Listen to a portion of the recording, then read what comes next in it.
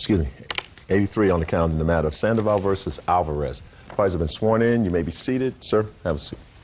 How old are you? I'm 21. And you were working at the same place where Mr. Alvarez was working. What do you do for a living? I was a server. First, I started as a hostess, and I ended up as a server. And what about Mr. Alvarez? He was my manager. Now, you decided to join an employee program, but not an official program, for savings. Yeah. Tell me how it worked. It's kind of like something to save money. The person in charge gets 10 people together. And Johan right here was the person in charge of it. He got 10 people to participate. Then after you get the 10 people to commit to it, you get numbers, you put them in a cup, everybody gets their number. Each paycheck, you will have to give in $100. The first time you put in the $100, number one gets $1,000. Next paycheck, everybody puts in another $100, number two gets their part of the money.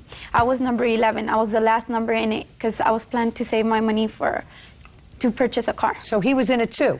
Yeah, he was number one. He was number one? Yes. Did we all draw at the same time? No. He said since he was the person in charge, he will receive his money first, and everybody else got a number. Actually, with me, I requested number 11, so I know that by the end of it, I would have my money and I didn't have to go back and finish paying anybody. And how much money did you put in? $1,000. But you quit your job before you had actually accumulated $1,000. Yeah, I actually quit when I was, I believe, in number 3. But I also talked to him, and I told him I will be responsible enough to bring the $1,000 every date that it was supposed to be. You mean $100? Yeah, the $100. And did you do that? Yes, every time. Who did you give the money to when you came back each week? Okay, the next two numbers, he was there when I went to go drop off the money. Yes. So I gave them to him personally, and I asked them, since I don't work here anymore, for my safety, in case any problems happen, I would like you to sign my paper every time I give you the money. And did he do that? Yeah, he signed 1 through 5, all the times that I showed up that he was there. But after the 5th time, I believe he started getting weekends off, which was the days we were supposed to turn in the money. We got paid on Friday, so you would have 2 days after that to turn in your money, which was Saturday or Sunday. And then after that, I would go to the restaurant and just give it to the person personally, because we had a list, and I knew exactly who was next and who was supposed to get the money, so I would go and give it personally to the person. But when it was my turn to give the money to, I talked to Johan and told him, when can I go pick up my money?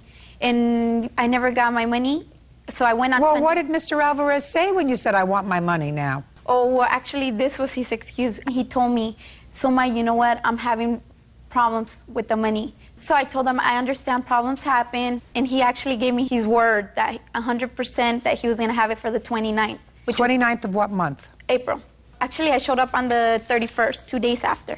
And I asked him if he had my money. But he had called me already, which I didn't check my voicemails, telling me he had a problem. So I was like, oh, man, we just... Well, what did he tell you the problem was this time? He claimed that he got pulled over by the cops and that he didn't know he had a restriction order, like, for his arrest, because something had happened with his license or something, and that they took him into jail, and he had to pay a bailout of $1,000, which he had to use my money to get out.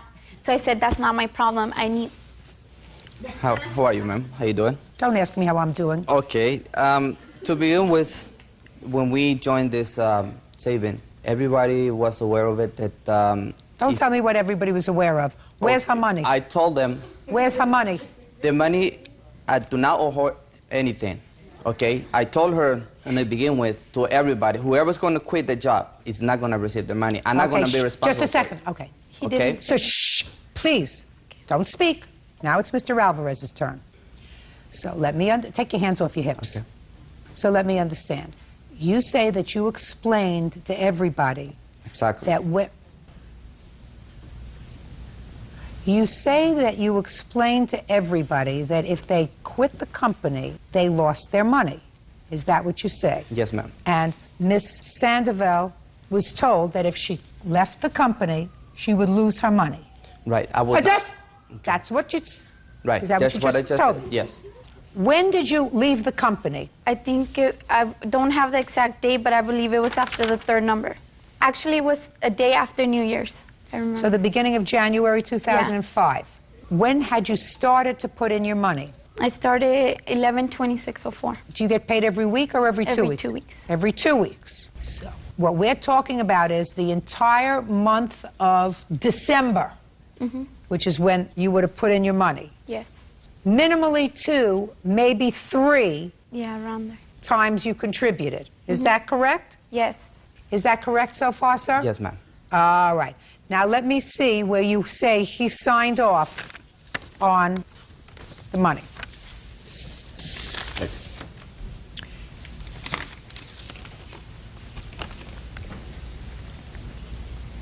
Well, Mr. Alvarez, you gave her what amounts to a receipt for 5 payments. Yeah, exactly. I told her. Shut. Okay. Mr. Alvarez, let's recap what you just told me, sir.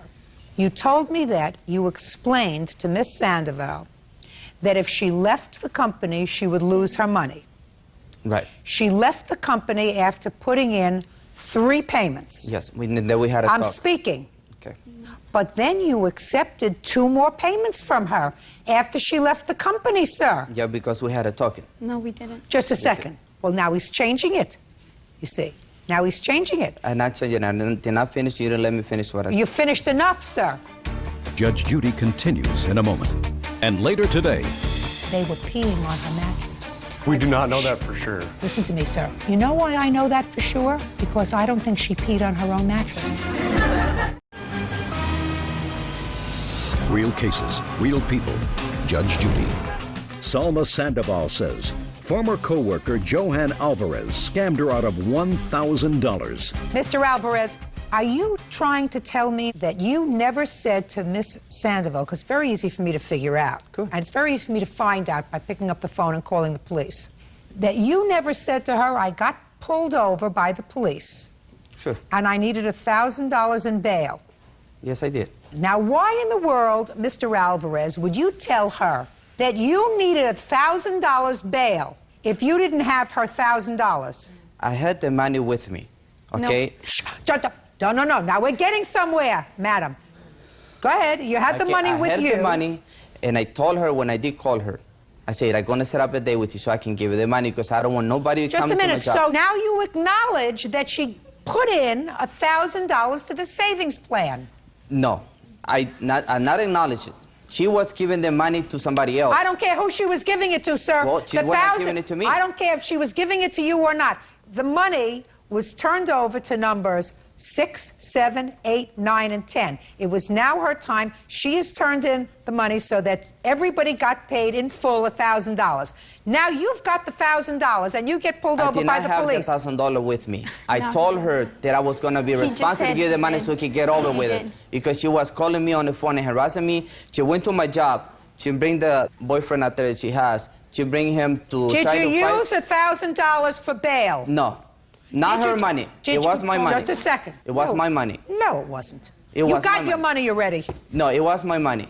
Okay, so... Mr. Alvarez? Yes, ma'am. She's telling me the truth, that you told her, I had your money, but I got into trouble and I needed to use the $1,000 for bail. She didn't make that up, sir. Your Honor, I did have money on me. Okay, I did not have to use her money.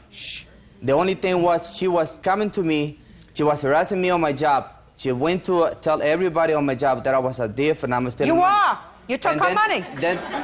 You are. You took her money. Ma'am, and then she didn't stop that. She went to the president of the company to tell him. Good for you. Sure did. Good for you. Exactly. Because he told me that he was going to lend them the money. And then the president of the company called me and said, get it over with. I don't want to hear it. And I'm telling you the same thing, my dear. And then the first person who got paid this $1,000 was who?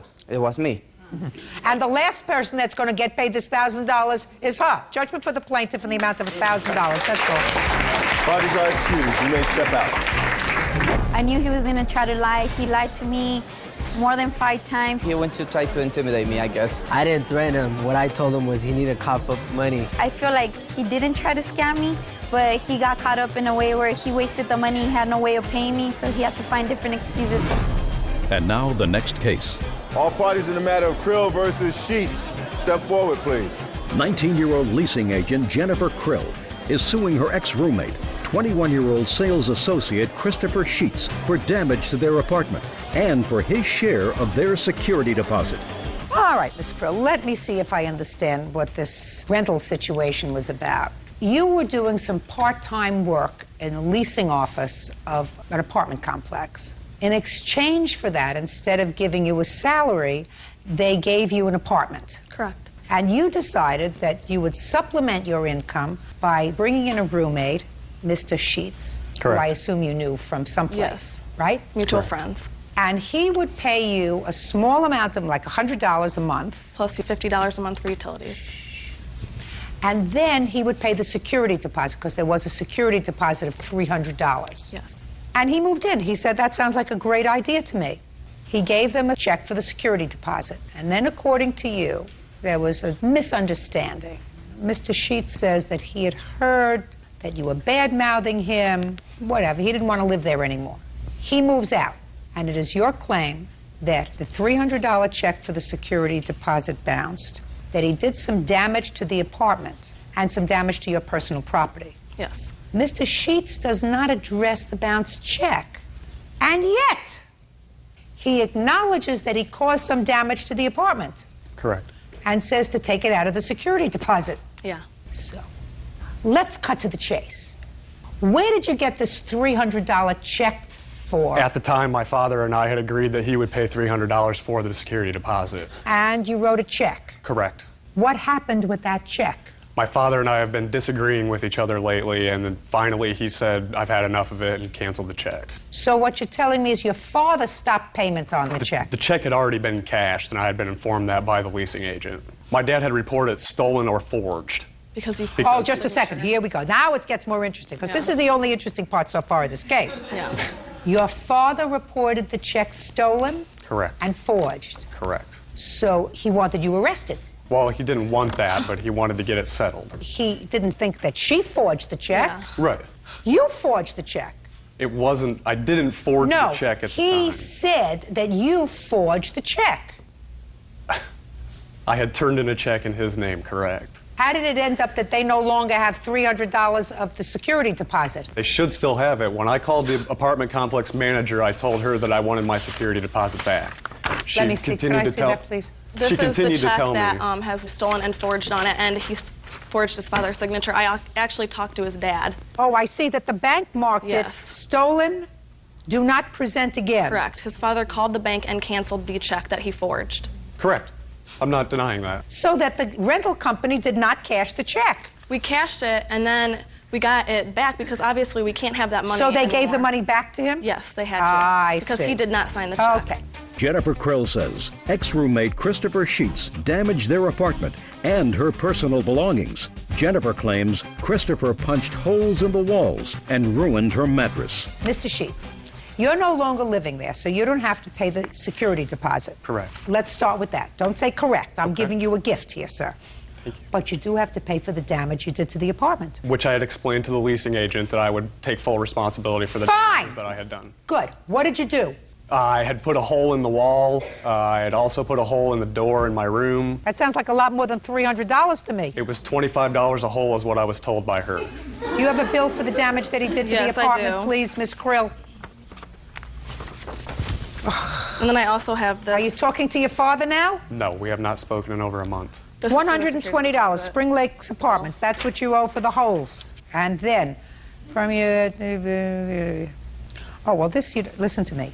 You're going to pay your own security deposit. Okay, I was just giving that to you.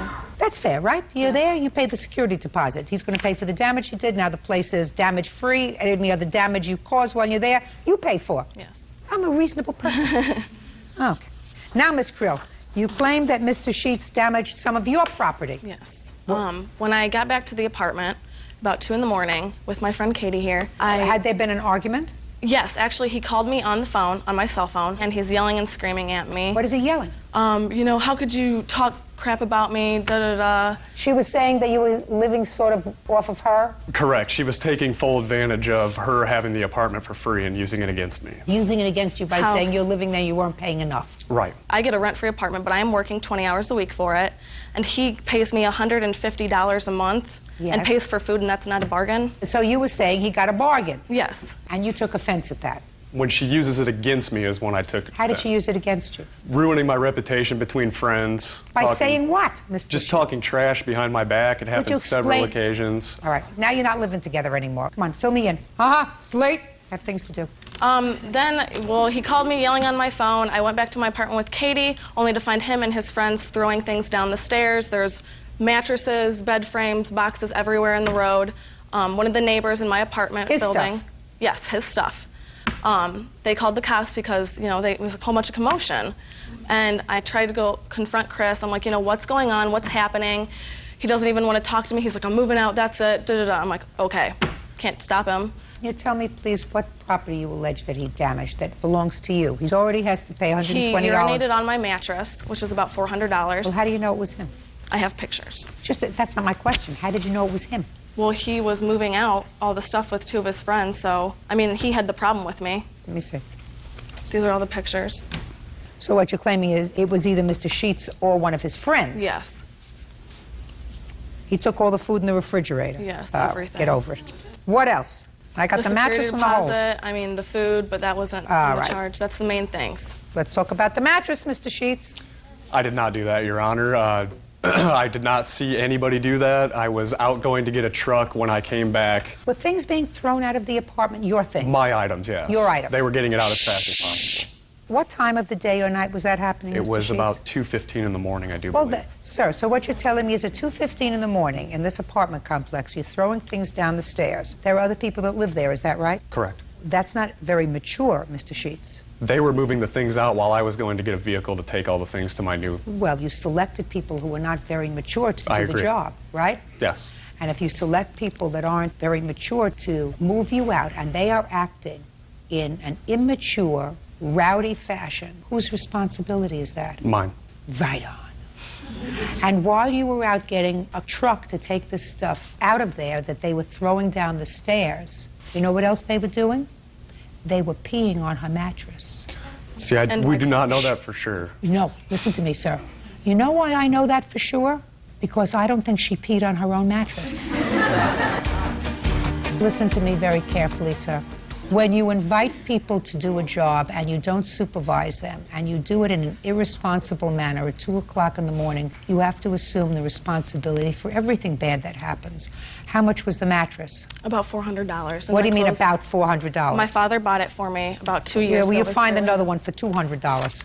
Anything else, Miss Krill? Yes, ma'am. He also urinated on about $100 worth of my clothes that were laying below my bed. Where are they? They're not with me anymore. I threw them away. $320. Get over it. That's all. Yeah, this is case number 3 on the calendar in the matter of Hargrave versus Kirkendall.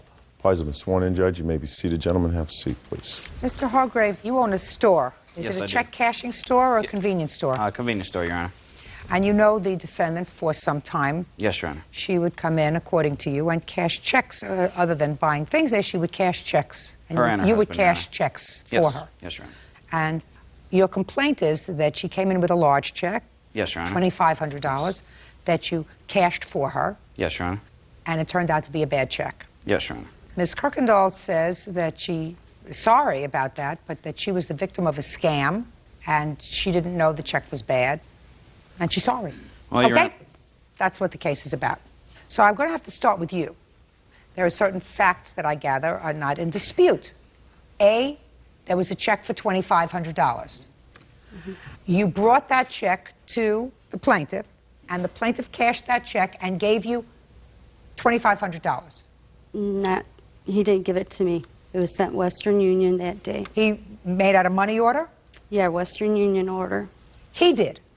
First of all, I don't know this gentleman. I haven't seen him in the store. Oh, he's the owner of the store, I Okay. assume. Yes, Your Honor. And it was not him, but another employee that works in the store. Now you're going to tell me about the scam, Miss Kirkendall. Okay, the girl that caught me off guard received a letter. What do you mean the girl that caught you off guard? The girl that sent the letter. She previously called. What are you talking about? How I got the check. How it all started.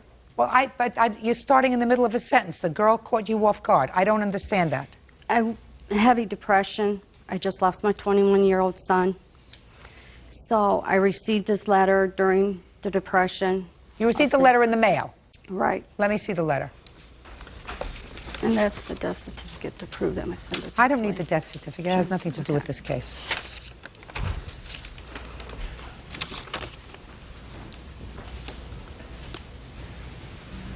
Well, first of all, I'm reading this letter, and this letter, dated January 17th, 2005, is allegedly from somebody by the name of Sherry, who is telling you from Australia that you have won $50,000. However, Sherry is illiterate. You're not illiterate, are you? No. All right. I'm just reading a paragraph to you from this letter. So I'm mailing in regards to know why you have not made any effort to claim your money. So I'm mailing in regards to know why. Right. I don't know why somebody will wait that long to claim their money, T-H-E-R-E. Their money. You responded to this letter? Just a second. I mean, it gets worse. Yeah, it does. To elaborate more, this draw was held in Australia. And if we don't hear from you in 3 days, your file will be closed, C-L-O-S-E, and you will no longer be able to claim your winnings. Okay. Go ahead. So you got this letter, and then they tell you what? They tell you that they're going to send you a check for $2,550, and you have to cash that check and send them back a money order. Is that what happened? Yeah. Is that what happened? So they send you a check for $2,550. You take that check from the same person, from Sherry, from Sherry, this illiterate, and you take it to this man's store. I called the bank. You called what bank? I called the bank that the check was drawn on. Let me see. This is the second check she sent me. The first check came back clear. The bank said it was good and everything. Well, show me. Show me where the bank said it was good. Well, I don't. Show me. Show me the bank. It was all done verbally because we went. No, my dear. I called on the phone and I went to the bank to cash it at the bank because they said it was good. So why didn't they take care of it there? Because they wanted me to open an account. I didn't have an account with them. And they said any check cashing place would do it. So that's when I went to the store. No. So then you took it there. And they called on it. Who called on it? Did somebody from your end call on it? Yes, Your Honor. We called. What it was is we can't verify that there's funds in the account. We can verify that that individual is in good standing with the bank. Being that she has such a history cashing checks with us, she cashed one September of 03 for $2,800. So we couldn't verify that there was funds in there, but we took her word for it. What do you mean you took her word for it? We asked her, if this check comes back, will you be able to, honor it? If for any reason something happens to it. Sir, that's a lot of baloney. First of all, you can't testify to that because you weren't there. You didn't deal with her. This man didn't deal with her. Actually, I was there. Where is the employee? What? I was there. He authorized me cashing the check. Mike, another one of my associates. She says you weren't there. Have you read the police report, Your Honor? I don't think she knows what was going on. Let me see it. You were there? You were present? Oh, yes, Your Honor. Oh, okay. Well, she says you weren't, so I was under the impression you weren't there. Mike was the individual that sent the Western Union. Who are you, sir? I'm her husband. Oh, I'd like to see you. Get up. What do you do for a living, sir? I'm an electrician. You read English? Yes, I do. Did you read this letter? Just a second. You read this letter that looks as if it was written by some illiterate? We made fun about the letter. We laughed about it, the way it was written. You did? Yes. We thought it was a scam from the beginning. Right! So why did you involve him with your scam? We called the bank. I know this is hearsay, but we called... It sure is hearsay, sir. We gave them the check number, and that's what they verified. What do you mean? You mean you called and you gave them the check number and the bank told you that over the phone? Yes. Your wife just told me she went there. Just a second. Your wife just told me she went there. We called the bank first to verify it was good. Then we went to the bank to try and cash it. That's when they told us that it was a corporate money order and that we had to open up an account. I don't believe you. And even if I believe you, listen to me, even if I believe you, anybody who got this letter and who believes in good faith that this isn't a crank is an idiot. Judge Judy continues in a moment. You read the letter, you made fun of it. You thought it was a scam. But the if you bank had said it was listen to me. And later today, your cake ruined her wedding, it didn't taste good, it didn't look nice, and she's not paying for it. I didn't get what I asked for. I'm speaking. Real cases, real people. Judge Judy. Convenience store co-owner Steve Hargrave Jr. says former customer Catherine Kirkendall cashed a phony check for $2,500 in his store. I have to decide whether you had sufficient knowledge or should have had sufficient knowledge that this was a hoax before you go to some unsuspecting place and cash this check. Now, if everything looked really legitimate, if it looked like you were being contacted by the prize patrol, I would say, well, maybe you were legitimately scammed. But I have to find that you didn't walk around with your head in the sand. This suggests to me that two people who've lived as long as you and your wife have lived, who work, who are employed, who read and write English, had to have had notice that this was bad. Did you ever see this letter, sir? No, I certainly wouldn't cash Just the a check, second. Your Honor. You think that if he saw this letter, that this was a prize patrol letter, he would have cashed your check from this illiterate? I guarantee you he wouldn't have. Guaranteed. But he was told where the check came from. Listen to me. Okay. You didn't show him this letter, did you? No. He didn't ask for it, Your Honor. I don't care whether he asked for it or not. You and your husband, listen to me. You and your husband, according to your husband, had real misgivings after reading this letter. You thought it was a scam. You think that if you showed him this letter, he might not have cashed the check? The answer is, we'll never know. You didn't show it to him. You didn't tell him about it. You didn't say, listen, Yes, I did. Just a second. You told him you got a letter that sounded like it was written by an illiterate? You told him you got a letter The that sounded employee as if... he asked where I got the check from, what it was for, and I told him Did you- for some winnings. Some winnings? The You told him, employee- shh. Did you tell him you got a letter that sounded Yes. as if it was written by an illiterate? No. I told him I received a letter stating I got some Just winnings. answer my question. Did you tell him that you got a letter that was very suspicious to both you and your husband? I told him it did sound suspicious because he even I don't said- believe you. He even said it sounded fishy.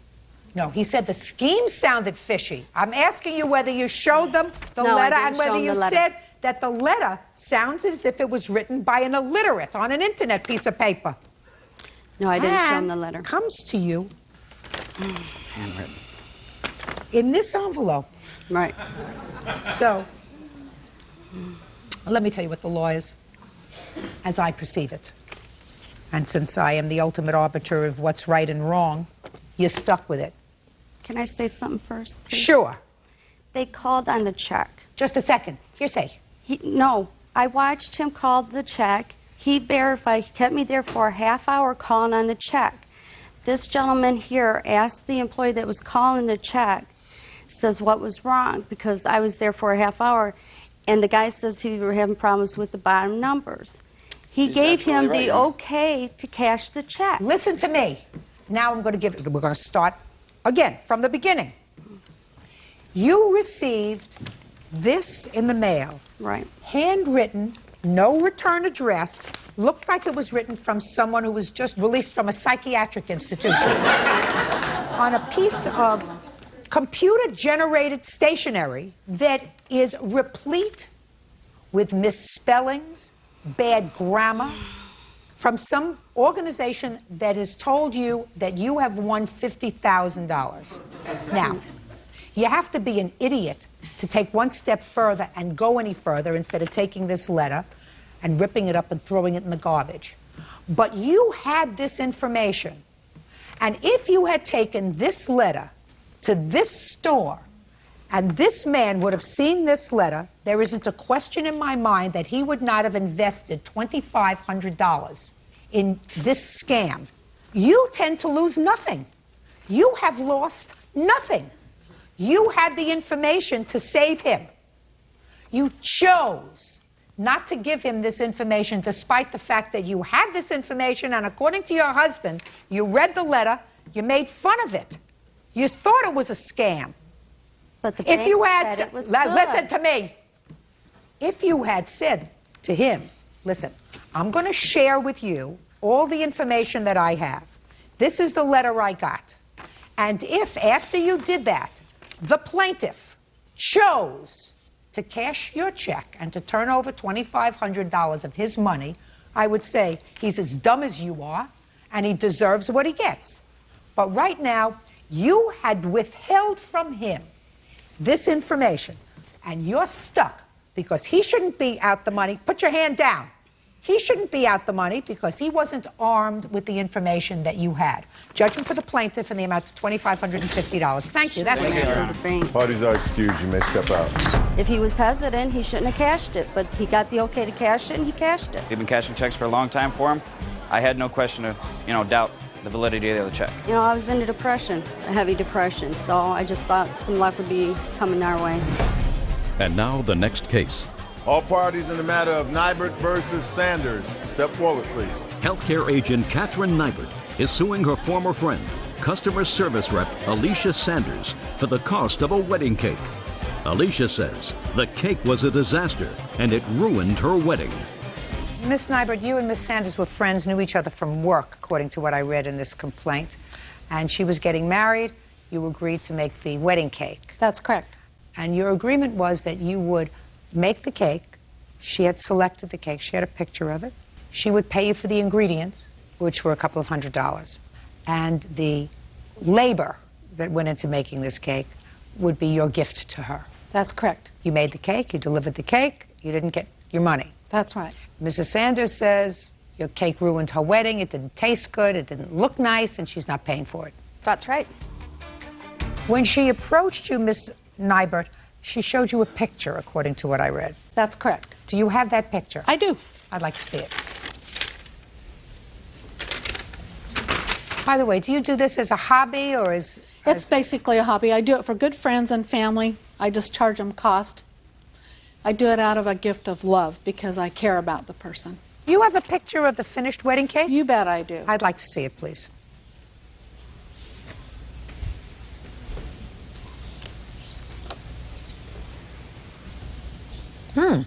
I also have some pictures of the finished cake that I I'd would like to see it, please. You have several. Yes, I do. See.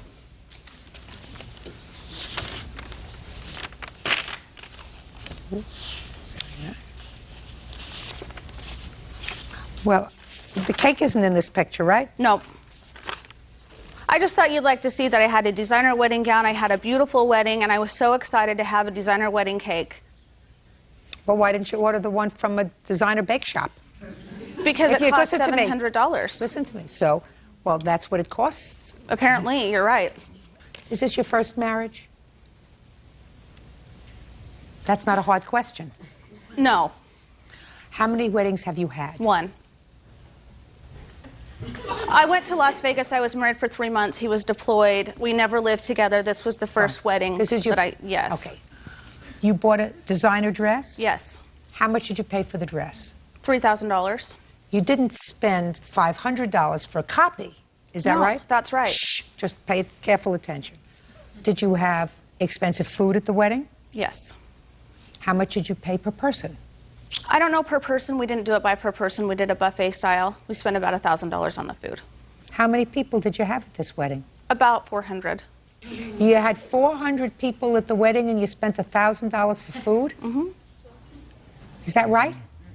You know, my mom helped us out with the You food and could everything. stand up, please, Okay. when you talk to me. Well, my mother helped us out with the food, so that cut down some of the Our expenses. family made the food, so we didn't hire a caterer, so we had a lot of expenses cut. And this was another way that I thought I could cut my expenses. Well, and when you unfortunately, I should so not I want to explain to you, Miss Sanders, when you paid top dollar for your dress, you were satisfied with the product, is that right? Yes. If you had wanted a designer wedding cake, which according to your answer cost $700, you were not prepared to spend the $700. You were prepared to spend less, right? Yes. So you got somebody who was going to try to copy the cake that you wanted, right? Yep. A copy isn't an original. That's right. Right. I found that out the hard way. Right. Whether you found out the hard way, Miss Sanders, or the easy way, you owe Miss Nybert the money. I didn't get what I asked I'm for. speaking. Pay careful attention. You had a cake. It was the only cake you had there. The only one you had. And you displayed it. You didn't... I'm looking at your pictures. You displayed it with a lot of little flower girls who got their fingers in it. So 'Cause nobody what's- else wanted to eat I it. am speaking. When I speak, you don't. Is this your first marriage? Yes. Good luck to you. You see, you displayed the wedding cake, and you had two little girls who were flower girls or members of the wedding party, or maybe just guests. They were there putting their fingers all over it and tasting the frosting. They didn't look as if they're still with us on this earth, are they not? So you displayed the wedding cake. You may not have liked it, but you used it. And when you use it, you pay for it. Do I make myself clear? Yes. Good. Judgment for the plaintiff in the amount of $200. That's it. Parties are excused. You may step out. Now this is case number 200 on the calendar in the matter of Galarzo versus Cosio. Parties have been sworn in, Judge. You may be seated. Folks, have a seat. Ms. Cosio, you are currently separated from your husband. Is that right? And you've Yes. been separated for about 3 years. Yes. Is he here today? Yes, he is. Yes, I am. And according to your answer in this case, you separated from him because he was abusive, had a drinking problem. Yes. That's why you separated. Yes. You filed for divorce. He did. He did in December. Yes. And hopefully that divorce will be finalized soon. The two of you have 2 children. Correct. The plaintiff is his fiancée. Correct. And you've been together for about a year. Yes. And you're planning to be married as soon as the divorce is finalized. That's correct. Do you live together? Yes, we do. How long have you been living together? For about 8 months. According to your complaint, you gave one of the girls, one of their daughters, who was graduating from elementary school, Yes, that's correct. 3 outfits. And according to you, Ms. Casio destroyed those outfits. She was annoyed at something. And then later at the graduation, made a terrible scene at the graduation, Yes. which embarrassed and humiliated you. Ms. Casio says that the outfits weren't destroyed, and she says that you had no business being at the graduation. You should have stayed home. She told her separated husband that he shouldn't bring you, and he defied her and brought you, and that's what caused the incident at the graduation. Is that right? That's right. Well, let me straighten you out on that score because that's freshest in my mind.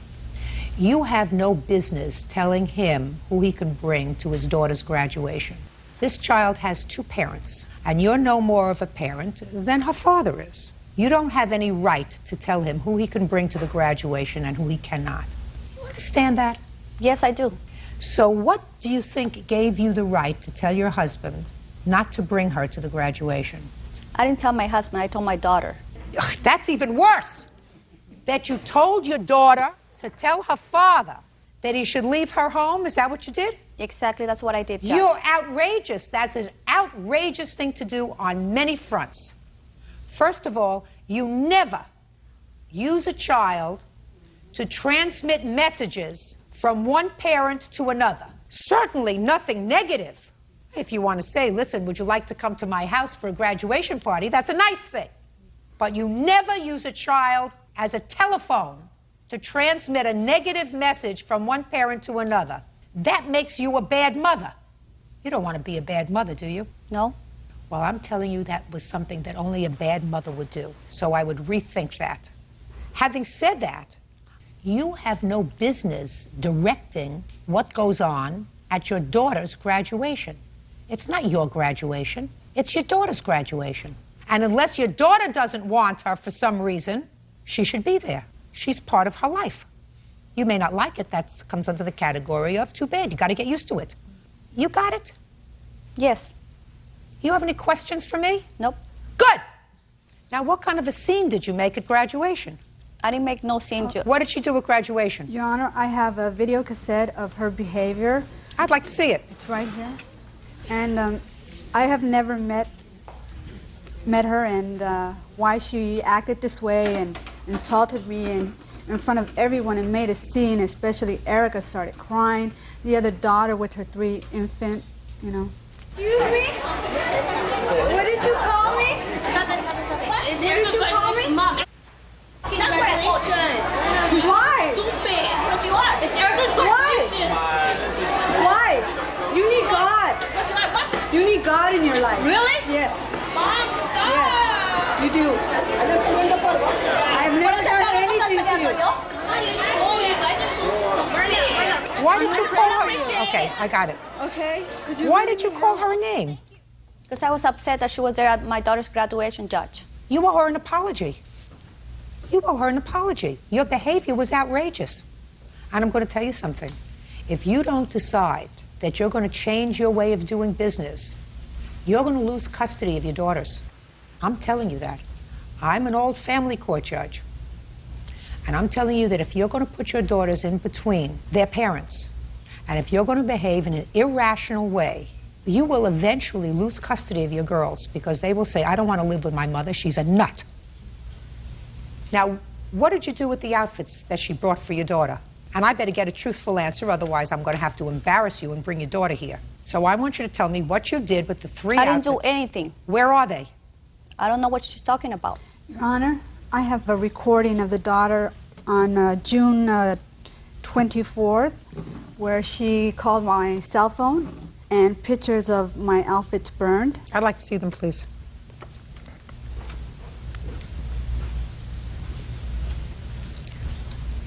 Where were these pictures taken? Apparently, she burned them, and either she walked into my property or threw them right next to my truck, keyed my car, and I have a police report. Oh, well, she's crazy. Sir, I think that you ought to go into court and seek custody of your daughters. I wouldn't let my daughter stay with her. There's something badly wrong with her. Mr. Casio, step up. Step up, sir. Yes, Your Listen Honor. to me very carefully. How old are your daughters? 12 and 16. Well, the 16-year-old daughter is going to tell you where she wants to live. Okay.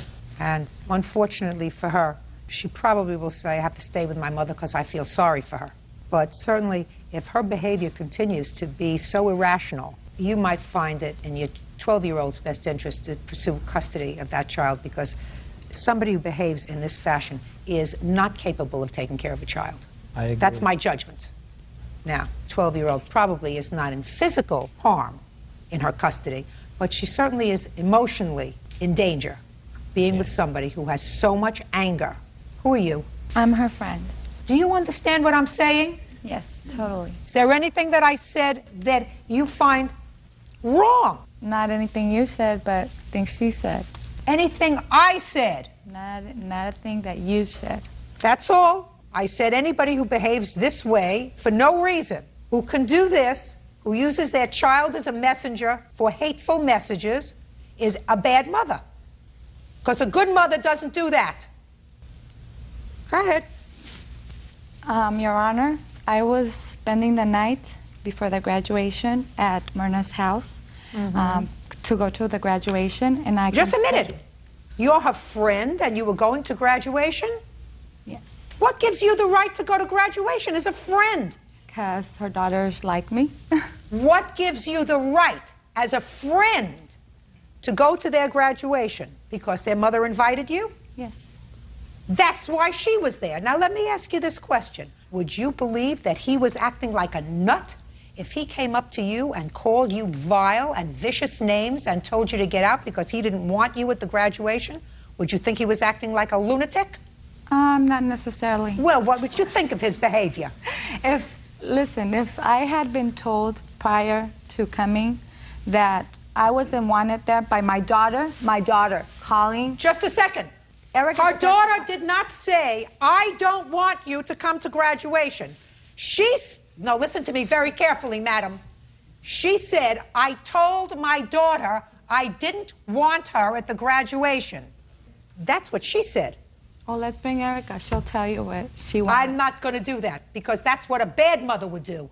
She's not asking to bring Erica. I am. I'm telling you, she didn't turn around and say to you, oh, I wouldn't do that to my daughter. She's a bad mother. She's so full of anger and hate in her heart that it obscures her judgment as far as being a good mother. And she better change, otherwise her daughters will grow up to hate her. They will hate her. And as far as her going over there and doing whatever she claims she did, it didn't happen because I was with her. I'd like to hear what the child said on the answering machine. Could you bring it up here, Bert, so I can listen to it? Go ahead and press the middle bit. That's a message she left on my cell phone at 6:20.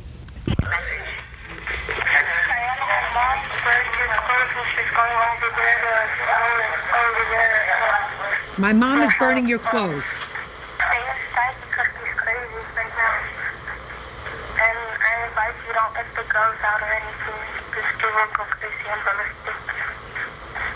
like probably 12, then they tell you stuff.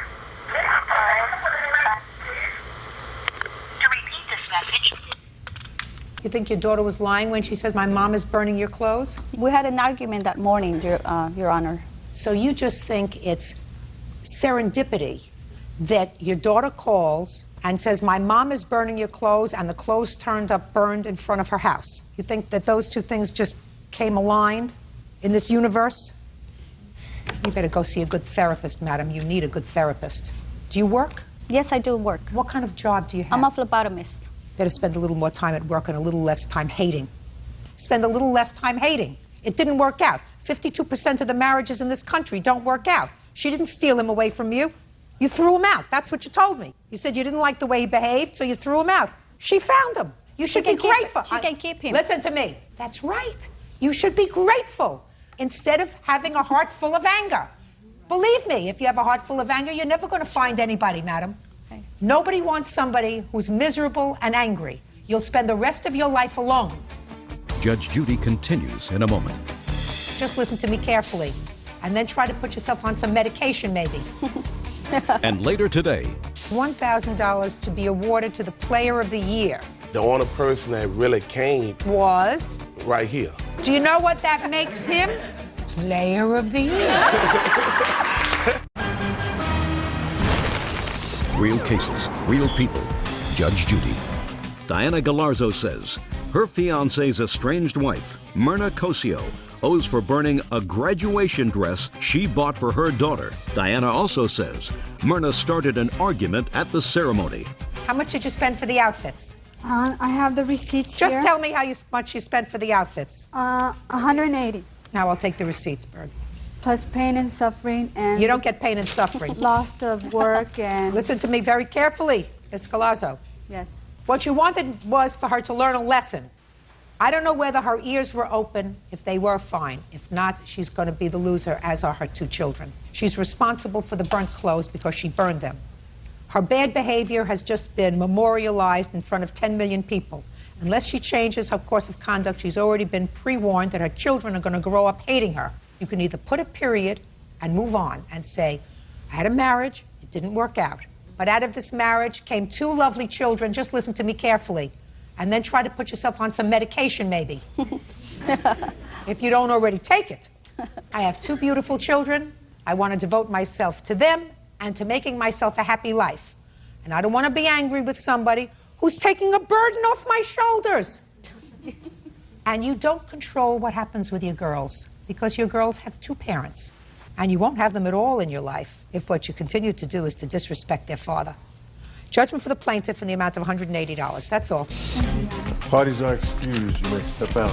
I was just upset because she was there at my daughter's graduation, and I didn't appreciate that. Like Judge Judy says, she has to put a period and go on with her life. She needs counseling, anger management, and I hope she gets it. There's nothing to talk about. And now the next case. All parties in the matter of Aziz versus Robertson. Step forward. Basil Aziz is suing comedy club owner Jay Robertson for the cash prize from a Player of the Year contest.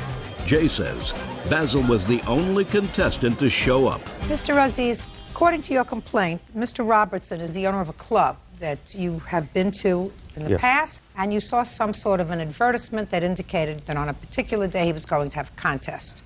You claimed that you went to the contest, that you won the contest, and that Mr. Robertson didn't pay I think it was $1,000, is that right? That he indicated in the flyer was going to be the prize. Mr. Robertson's defense is that not enough people showed up, so that the contest never took place. Correct. Okay. Can I see the flyer that notified the public about this contest?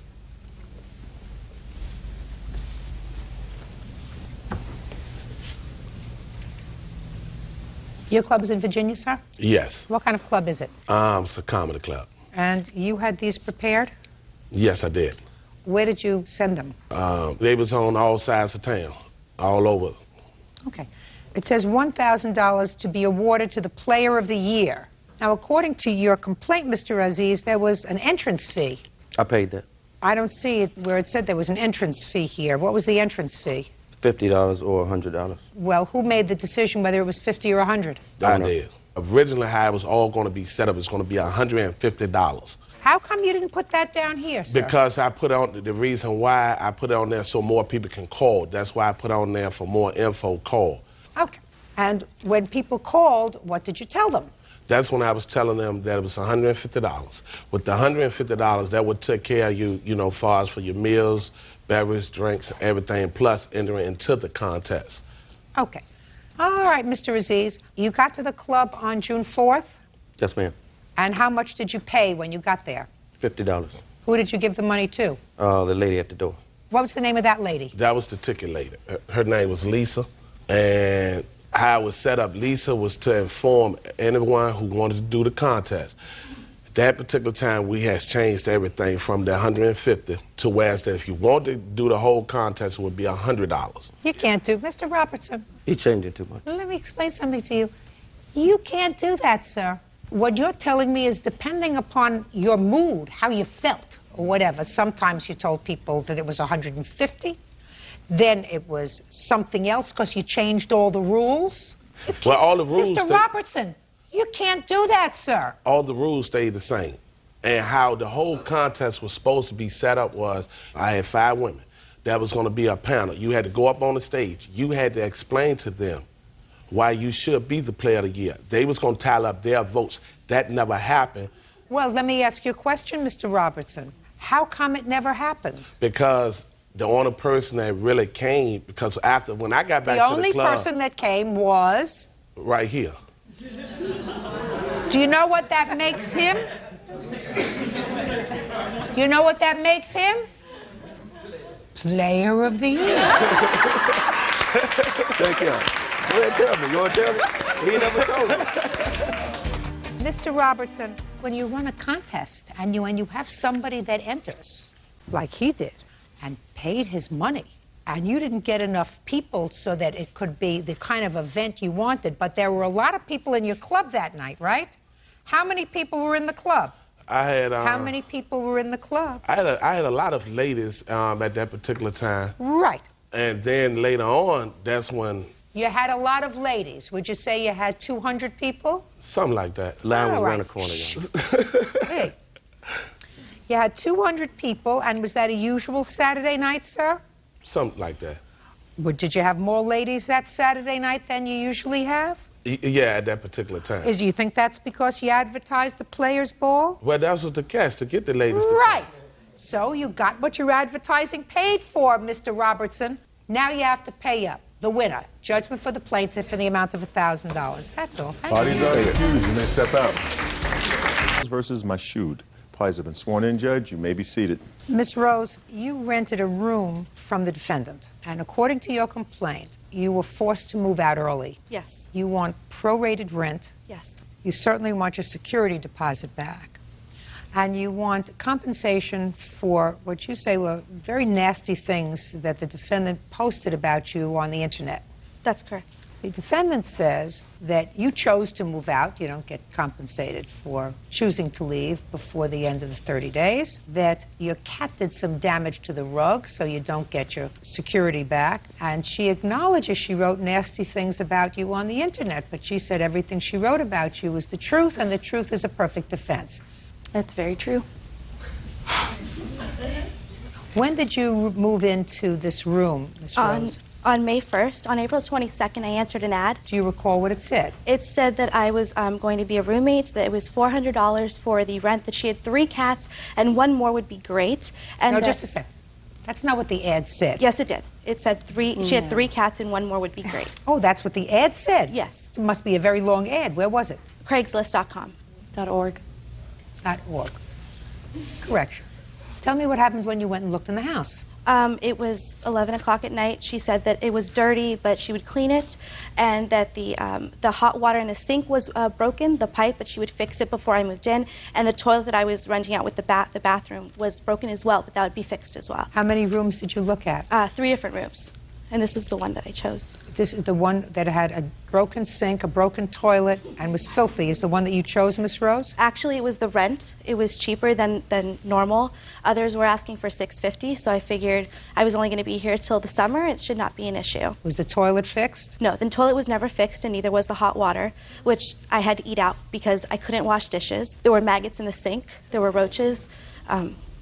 Who else lived in the house? It was supposed to be just myself and Sheena, and she brought her crackhead mother in, who has no teeth and has tattoos everywhere, who she failed to mention was an ex-convict who had been in jail for 12 years for a violent crime. Not only that, but... Just a second. When you moved in May 1st, was her mother there? No, her mother was not there. When did her mother move in? Her mother started coming by in the middle of May and started hanging out, bringing her other crackhead friends who had no teeth. I'm a dentist's daughter. Let's not talk about the teeth. Let's talk about the drugs. Okay. What makes you think that she was using crack? Because I came home the night before I moved out, and her friend were smoking crack in the living room. That would give me a clue. Yeah. Yeah. What was your mother incarcerated for, Miss Michoud? I believe it was theft, and she violated her parole several times. She violated her parole because of her drug use? No, it had to do with the fact that she wasn't seeing her probation officer like she was supposed to when she was released early. Listen, if you're released early and you want to stay out of jail, unless you're involved with drugs, you usually see your probation officer. Well, actually, the problem was that she moved back to Colorado without asking her probation officer, and she stayed out there for 3 years. Well, that would be a problem. Yes, obviously, as the rule was that she was supposed to keep in contact. How long was she incarcerated? I'm not sure. I never lived with my mom as a child, so. When was she released from prison? At least 5 years ago. How come she started to come to your house? Because I previously, before she had ever moved in, had paid my mom to come to my house to clean my apartment because I work 18-hour days. I have two different jobs. I work a bar job at night, and during the day I'm a special effects makeup artist. I work very hard, and I don't have time to spend, even if it is 4 hours that I get to sleep, to spend cleaning up my apartment. You mean there's nobody else that could clean your apartment other than your mother? Well, I don't trust anybody else to come into my apartment because I have many things that are worth a lot of money. So what you're telling me is you trust your mother? Yes, I do. The mother who she says, and I believe her, yes, invited somebody into your home and they were smoking dope in your house. Nobody else other than my mom was invited into my home. Well, she did. Bring somebody else into your home. I had never seen the person. Well, I'm telling you, she did. She did, so your judgment wasn't very good. In choosing your mother, listen to me, your judgment wasn't very good in choosing your mother to clean your house. I believe my judgment was just fine. Aside from the fact that she had been incarcerated before, it doesn't mean that she would do anything like that again. Well, she brought somebody, listen to me, mother. She brought somebody into your house and they were smoking dope in your house. Who is that? I believe her. I'm glad you believe her, but I don't know that that's true. I know that my mom has not been on drugs for many years. I know that she does have permanent psychosis because of doing drugs for many years, and that is true. But she's not a current drug user, otherwise I wouldn't bring her into my house because I wouldn't trust her around my stuff personally. Ms. Michoud, that's your problem. You want to have this unabiding faith in your mother with whom you say you never resided when you were growing up, who was incarcerated most of that time. That's up to you. I absolutely, 100% believe her when she says that she came home the day before she moved out and your mother was in the house smoking dope, which, as far as I'm concerned, gives her the right to leave in the middle of the month. Well, I'm speaking. What day of the month did you move out? It was the 18th. So you want prorated rent for the 12 days that you weren't there? That's correct. Okay, and how much does that come to? $146.50. My mother had not moved in at that point. She was a guest of mine. Excuse me? Shh. Listen to me. She doesn't. Listen to me very carefully, Miss Michoud. She doesn't. Listen. Try to listen. I know you've got a lot going on in your hair and your face, everything else, but try to pay attention. She doesn't have to live in your house. You have invited a guest into your home, your mother, who was involved in behavior that I believe could have endangered someone else who was living in the house. If the police had come to your house and found your mother and someone else in possession of crack cocaine in your house, everyone in the house would have been involved in that drug sweep. So she was very smart to move out. And since you have acknowledged that you invited your mother into the house for the purposes of cleaning, you can't say she had no right to move. She did have a right to move, and since you invited this problem into your house, you have to compensate her for the 12 days in rent that she did not have use and enjoyment of her room. Well, that's my ruling. You may not like it. That's why you go to her boyfriend. That's is a why speed addict, I'm speaking. and he's in listen, and he's listen staying to in me. my house. Listen to me very For carefully. the whole time she was there. Listen to me very carefully, madam. I don't know where else you work or what else you do to enhance your senses, but in my courtroom, I speak, I listen. Obviously, you don't listen very well. You don't. I'm listening. You're not hearing what I'm saying because you don't like the answer. Judge Judy continues in a moment. I'm not going to ask her how she's going to establish that you committed the kinds of sex acts that she attributes to you because it's really unseemly. Suffice, I'm speaking. And later today, somebody standing there with an open door, primping, while I'm waiting to get into a parking space, would rile the hell out of me. I can't even tell you what it would do to my husband. real cases, real people. Judge Judy. Jenny Rose says ex-roommate Sheena Mashoud owes for the return of rent and a security deposit. Jenny also claims Sheena slandered her via the internet. How much is your security? $200. I have a copy of the sublease as well. Can I see it, please? And I have a copy of the letter she told me to vacate immediately. Okay. She wanted me to pay for her mother's rent for the next month. Listen.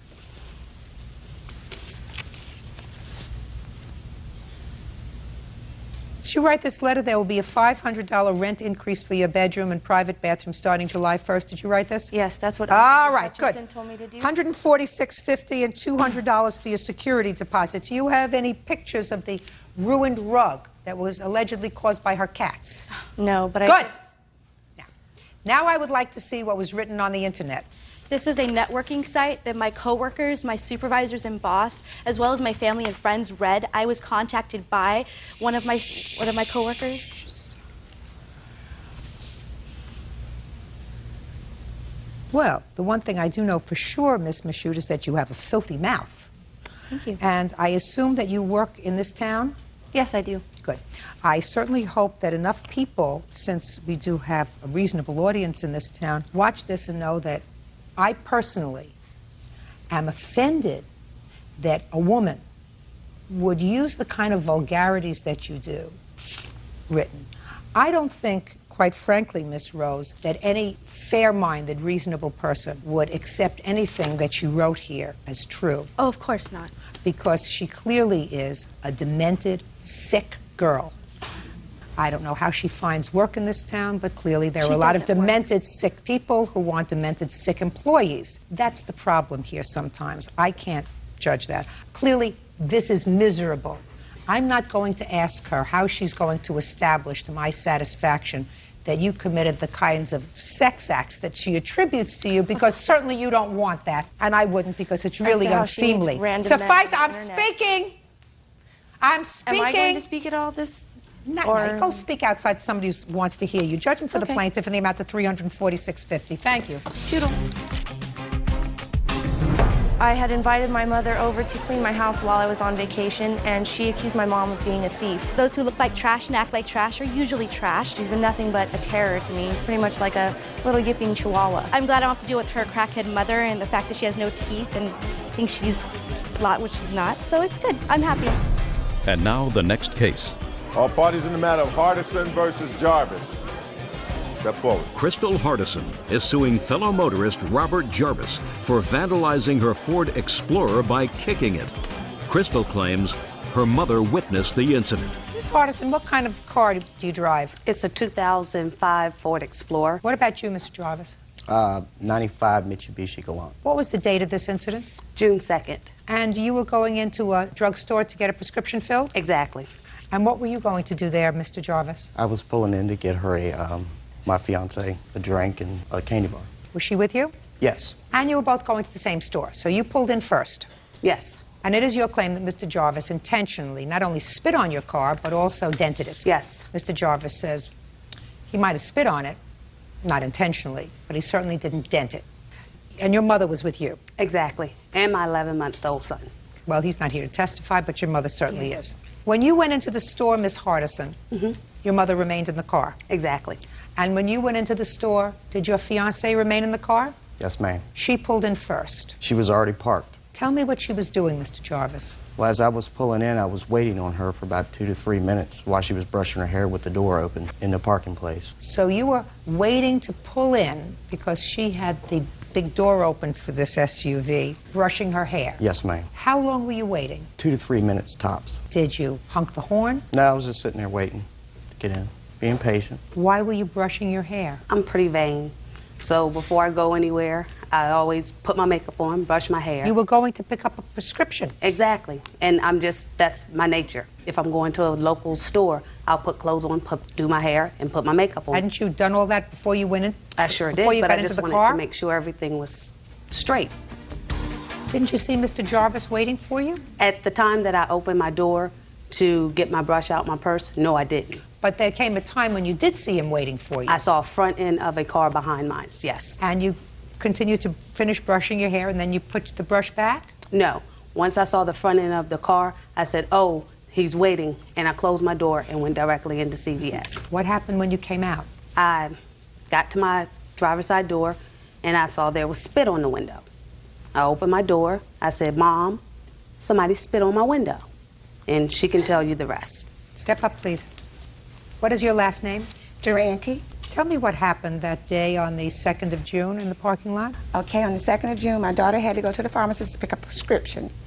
And she got out of the car, opened the passenger side. We got past the fact that she was brushing her hair to make sure she looked perfect. Okay. Never know who you're going to meet in the pharmacy. Exactly. Yes, Your Honor. Okay, Crystal came out. She says, Mom, who spit on my car? I said, don't worry. I got his tag number. I was sitting in the car on the passenger side, watching an incident on Route 1 to my right, and I see this man walk up to the car and just cover the window with spit. I said, I'm going to get his tag number. I went to get my purse. When I went down to get my purse, the whole car just like, yes. I looked up, I saw him, I heard his door, bam, slam. He was going, he closed his door and walked behind his car and got into the driver's side. Okay, so a passenger door slam, and then he walked around to get into the driver's side? Yes. And the passenger side door was where your car was? Yes. Got it. Now, do you have any proof of damage to your car? Yes, I do. Yeah. Because, Mr. Jarvis, I'm going to save you the trouble, sir. According to your answer, you were having sinus problems that day, so Yes, you ma'am. spit. Yes. You don't know where it landed. No, I didn't have no intention of spitting on a vehicle. No. It was just a bad sinus. Yes. I had sinuses all And that day. you caused no damage to the plaintiff's car. Absolutely not. Now I'd like to see the...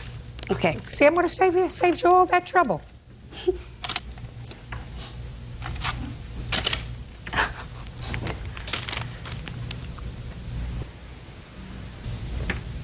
Your car's green. My car's green. But your boot isn't damaged. And besides, my car door don't go that high. It may not have been your car, sir. And I was never on that side of the vehicle. I was driving. Mr. Jarvis, what you're asking me to do is to say to this lady that she's lying. Now, common sense, which is really what we're about here, suggests to me that you were annoyed at this young lady. No, actually, I wasn't. Well... I was being patient. Well, listen. Then you are the only one I know who, under those circumstances, wouldn't be annoyed. I would be infuriated. But to be cussed and belligerent... Just a minute. I would be infuriated if I was sitting there patiently and somebody was not just putting a baby in a car, because that you wait for, you know, adjusting a car seat or whatever, but somebody standing there with an open door, primping, and brushing their hair while I'm waiting to get into a parking space would rile that out of me. I can't even tell you what it would do to my husband. Can I speak? Sure. Can I have her come up? If you want to.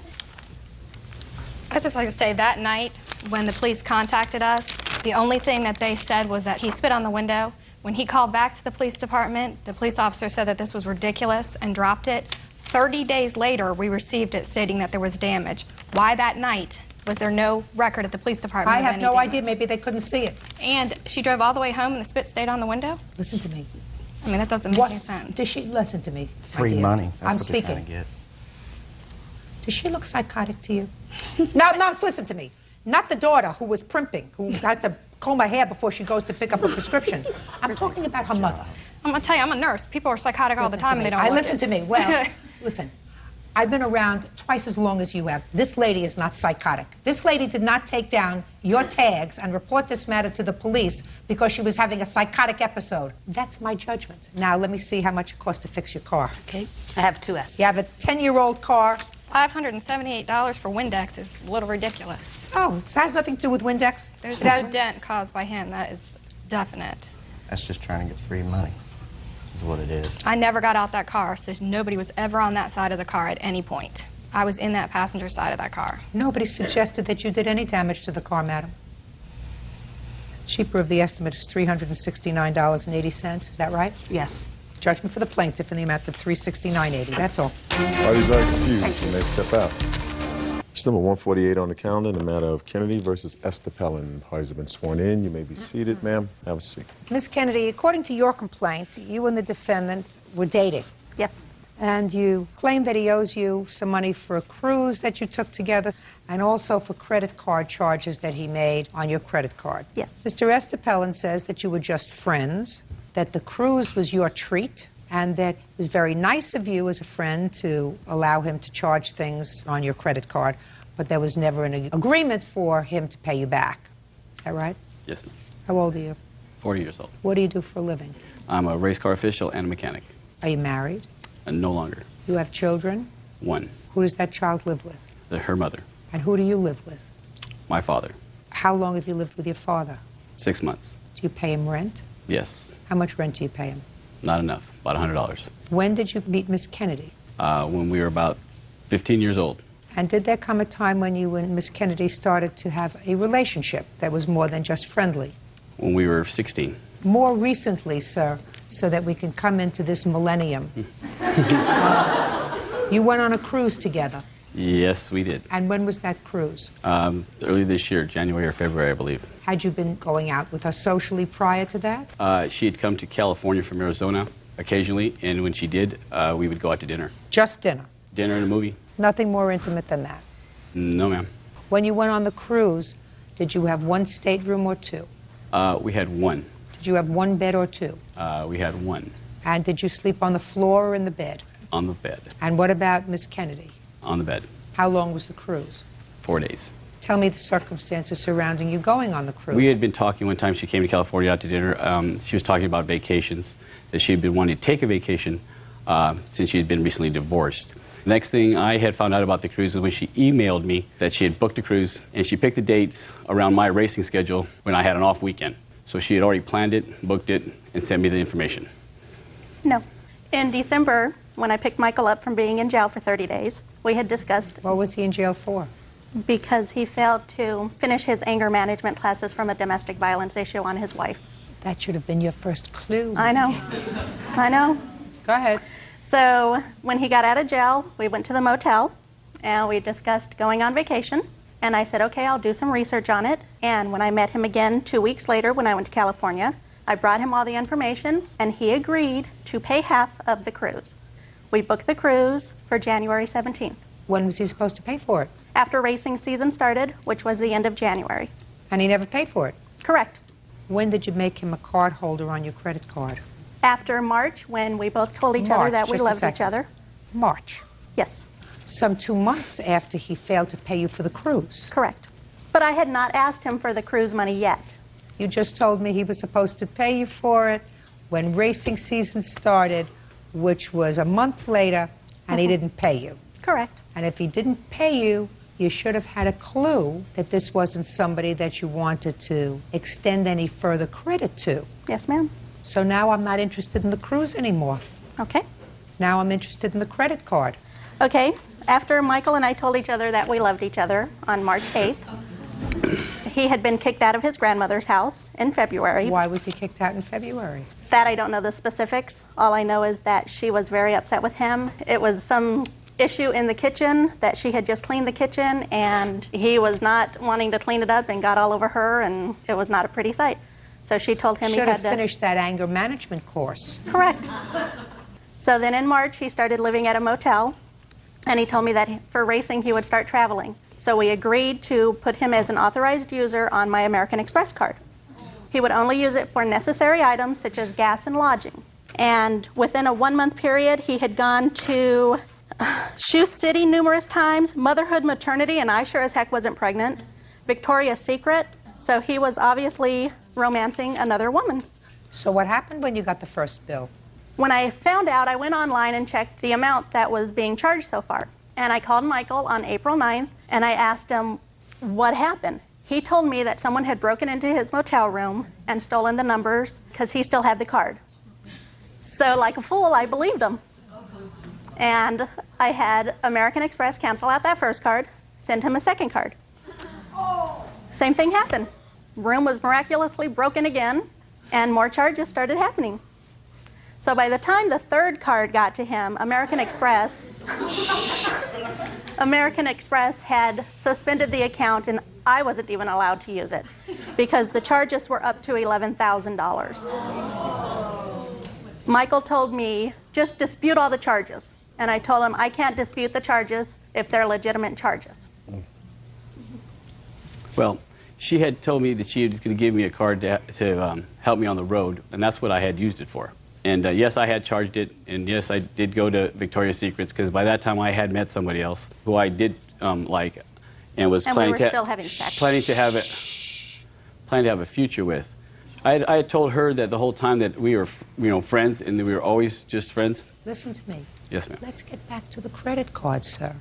So what you're telling me is that when she questioned you about these charges, you told her that somebody had used the card in an unauthorized fashion initially. No, ma'am.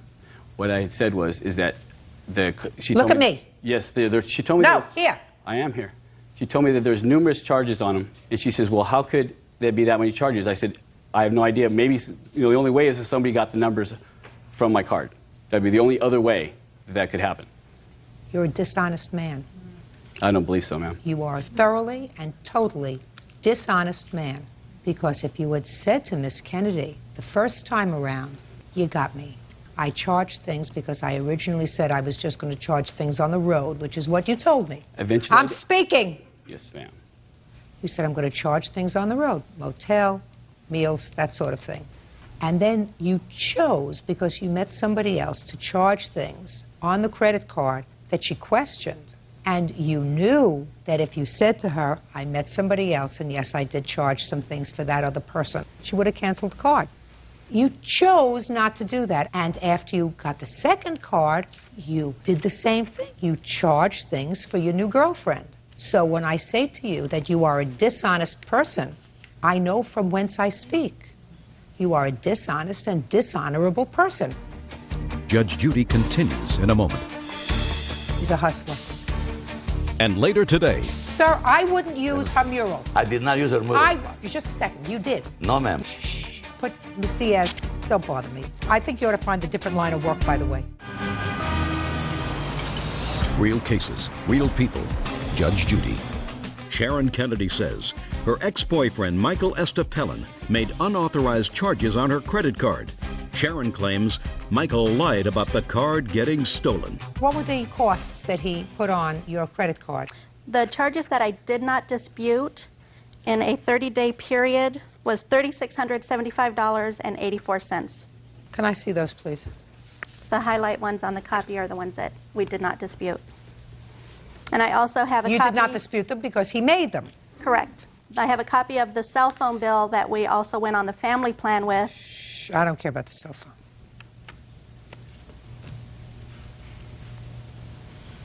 He's a hustler. Yes. Judge him for the plaintiff for the amount of $3,600. That's all. Parties are excused. You may step out.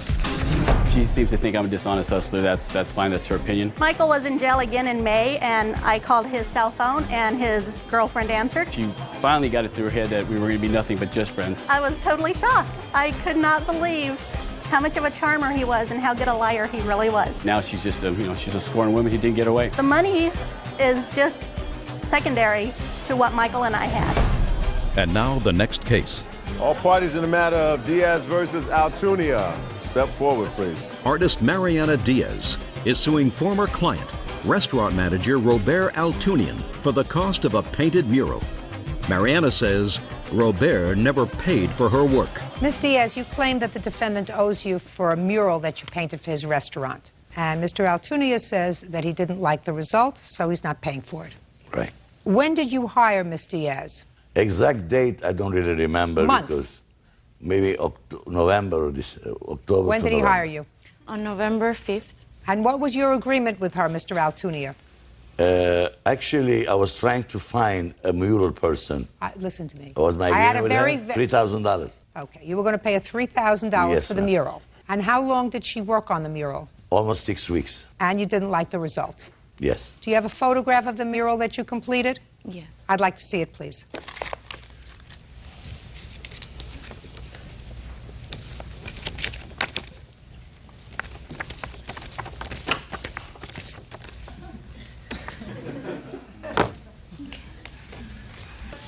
How did you find her, by the way, Mr. Altunia?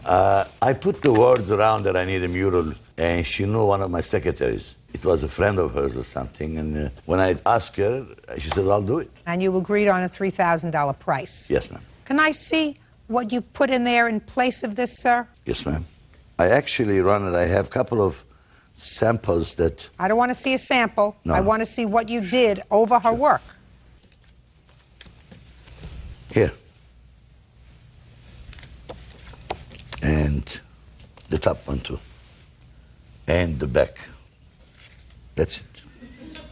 This is what is over the mural that she painted. Yes. You sure? Yes, 100%. Okay. I'm sure. Oh, I see what you did. You used part of her mural in the center, which is what you showed me. You used this part, and you had someone else paint pictures of women, dancers, around it. Yes, ma'am, it's true. Okay, good. Well, it's certainly, I will tell you, Miss Diaz, have you seen it? I'm going to show it to you.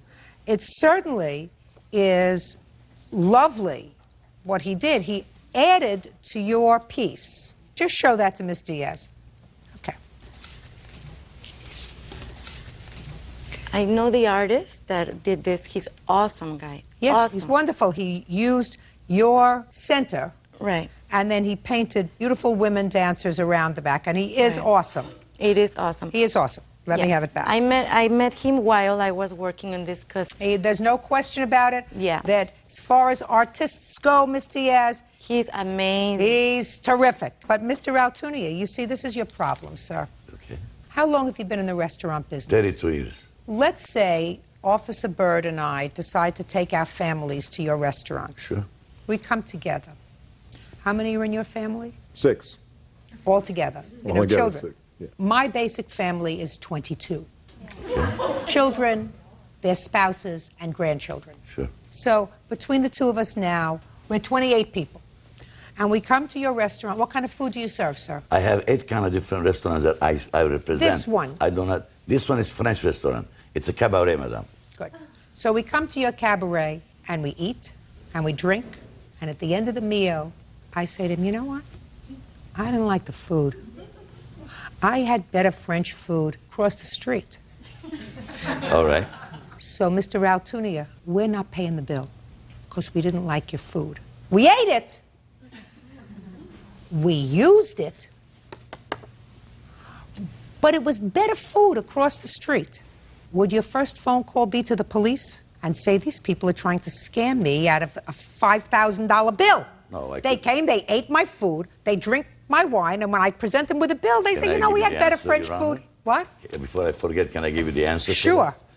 I would invite you again for free next meal. Well, the next time, sir, that she paints a mural for you, maybe she'll do it for free. This time, you got to pay for it. My personal knowledge is... What? Good. Your Honor. That's good. Sir, I wouldn't use her mural. Listen to me. I did not use her mural. Just a second. You did. No, ma'am. You used her mural because No, I'm ma'am. looking at the... Can I- All right. I'm looking at the work that All your right. artist did, and your artist used right in the center a little piece of her work. Whether you chose to use her work or not, that's not what's relevant, sir. If you made Ms. Diaz, don't bother me. I think you ought to find a different line of work, by the way. But what I'm telling you is, she spent 6 weeks there. The fact that she is a person of marginal talent is not her fault. She really wanted to do a good job. This is the best job she could do. She didn't necessarily try to hurt you, and all during the work process, because I read the papers, you kept giving her money for supplies. Instead of looking at it and saying, listen, my 6-year-old grandchild could do this job. I did the same thing, Your Honor. Oh, just a second. Okay, I'm Instead of doing that, you continued to give us supplies because she says, I could do better, I could do better. And I would have said, listen, let's stop right here. I see after 2 weeks this is not working out. I'm going to give you $1,000. I'm going to hire somebody else. But you, Mr. Altunia, said to her, fine. Here's the money. Go continue to work. Not the right thing to do, sir. You made a mistake. Can I answer again, Your Honor? Sure. All right. When somebody starts, you know, she's a nice girl. When somebody starts, and a friend of my secretary too, she was very nice, and she's very kind. Believe me, she did her best. I seen her go from books to bookstores. I seen her bring in so many pictures. I seen her sleep there sometime. I was wrong by hiring for such cheap price and expecting the most. Mr. Altunia. Yeah. That's where you're mistaken. That's right. I think that's your mistake. Expensive. You've been in business 33 years. You get what you That's pay very for. True, Your Honor. And the artist who ultimately did this, clearly, if they Your Honor, charge please do me a favor. I got to tell you this. I want to show it to you I want to what also she did. express some things. Yeah, go ahead. Go ahead. You go. First of all, I mean, I'm not going to discuss art, and here is just my time that I put into that thing. Does it sound as if you're not going to win this case? No, and also, I mean, just defending a little bit my art.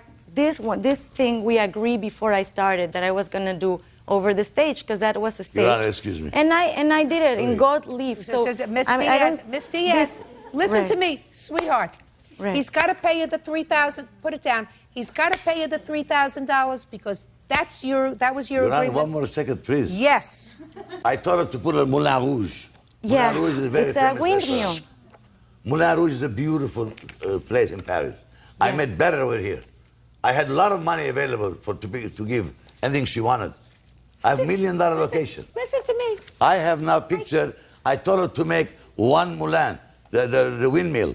That's how she finished it. And I had to work in the top of Moulin Rouge. No. Please look at it. I did the Moulin Look what since the she did. beginning. It was Yeah, I wanted the Moulin. amazing. It's amazing. That, and You're going to win okay. anyway. Please don't. You won already. What are you fighting for? Mr. Altunia, what I'm telling you is you're a businessman. You've been a businessman for 33 years, according to you, in the restaurant business. You made an agreement with her. Your agreement was she's going to paint, do the best job she could for $3,000. Right. The fact that you thought you were getting something for nothing, That's right. that's your problem.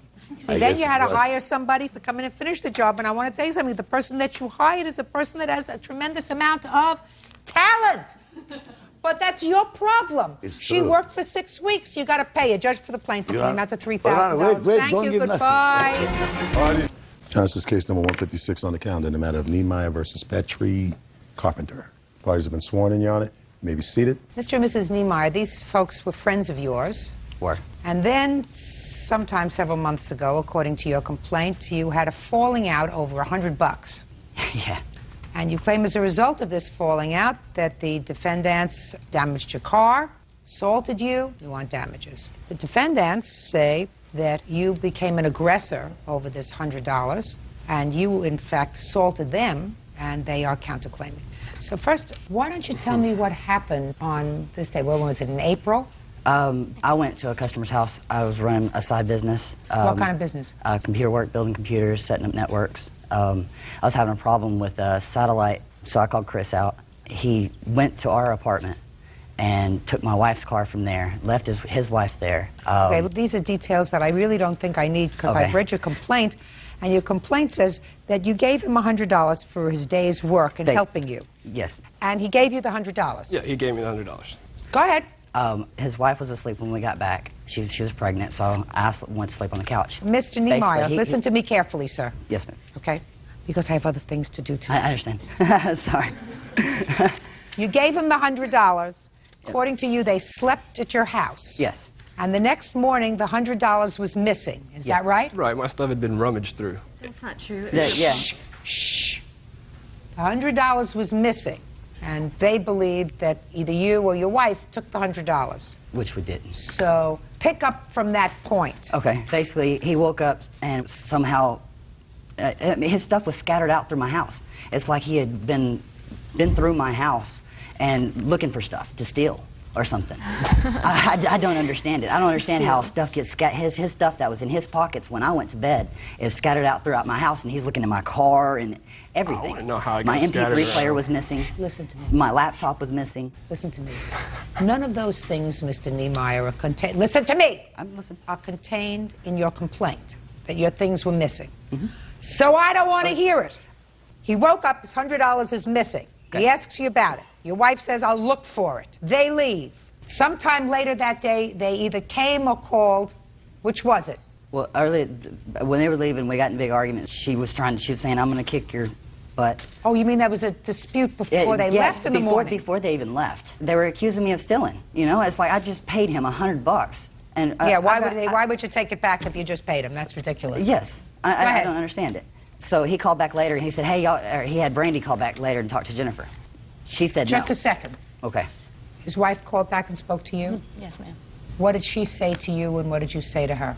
She told me that I needed to have my husband give her man back the $100. And what did you say to her? I told her that I would talk to him, but it was between them. I knew that my husband hadn't taken the money. We looked all over the house. Chris had lost it. Did they come back to the house? Yes, they did. What time? 10:30 10:30 p.m. Had they called first to tell you that they were coming?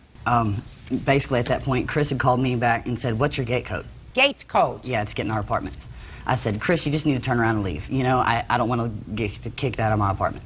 Then, at that moment, I knew, knowing Chris for so long, I needed to go out there and look. Well, I went out there and looked. He had driven around in the exit gate when somebody had left. So he was in your apartment complex? Yes, ma'am. So at that point, I ran back upstairs. I called Craig and said, look, dude, I don't know what's going on. Why did you call Craig? Huh? Well, I didn't know what to do. You know, Who's Craig? Huh? This, my way. Well, I know. I see Craig sitting over there. I mean, what is he? He's just a neighbor, basically. He lives in the same complex? Yes. I just wanted somebody to be able to see what was going on. You didn't call the police? At that moment, we thought we could talk things out and that things wouldn't escalate to that point. I went outside and tried to talk to them. What did you say to them? Brandy was really polite to me. I told her that if they were coming to start stuff, they couldn't do it there. We have 2 children. We have a 3-year-old and a 2-year-old that don't need to be around that. And they didn't leave when I asked them to leave. And? At that moment, I went down there to talk to Chris. By the time I got out there and I noticed that it was just a scream and holler match, I started to come back. Well, at that point, Chris started pushing me. Give me my money, or I'm going to punch your face in. Never pushed you. It's in the police report, Christopher. He pushed me all the way back up to my Let me ask you this apartment. question. Excuse me, Judge. And shh. Chris, you weren't the only 4 people in the house. They're 2 kids. They're 2 kids. Right. There were 2 toddlers, right? Right. Okay.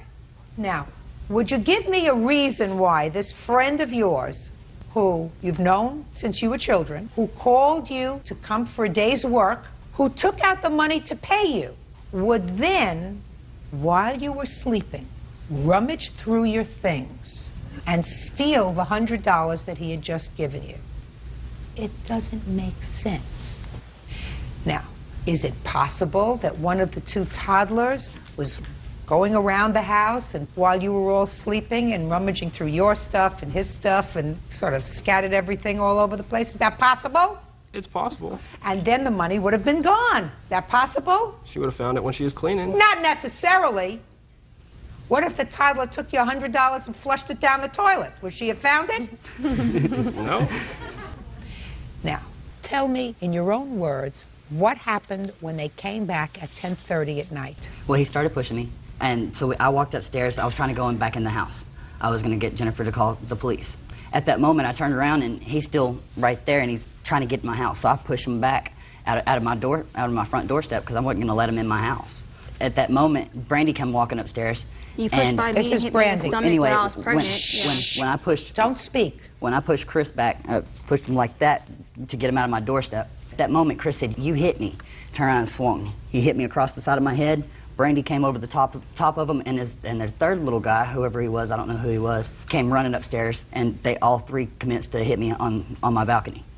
At that moment, I slid out and Jennifer comes running out. I heard noises. I came outside. All three of them were on top of him. My first thought was, get Brandy off. She's 7 months pregnant, and I even told her, I said, look, you want to beat him up? Beat him up. Wait till you're done being pregnant. I said, that's between y'all, but not After when he you're hit pregnant. me in the stomach, I was defending myself. Sure, she was Listen on to top of me. him. Listen to me. Big mouth. Big stupid mouth. When you're 7 months pregnant, you don't go back to a house where there has been an altercation in the morning when you know it's very possible that there's going to be another altercation. You stay home. You get it? And if you put yourself in the middle of a fight and then say, oh, don't touch me, I'm 7 months pregnant. If you're 7 months pregnant, you use your brains if you can find them and stay home. Judge Judy continues in a moment.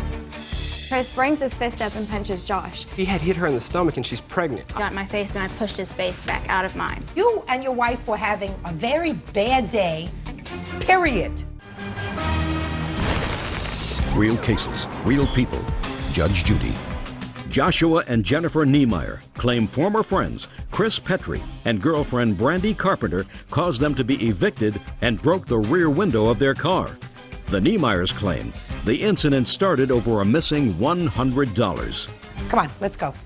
At the point when I pulled Brandy off, the other guy had gotten off too, and it was just Chris and Josh, and they ran down the stairs fighting.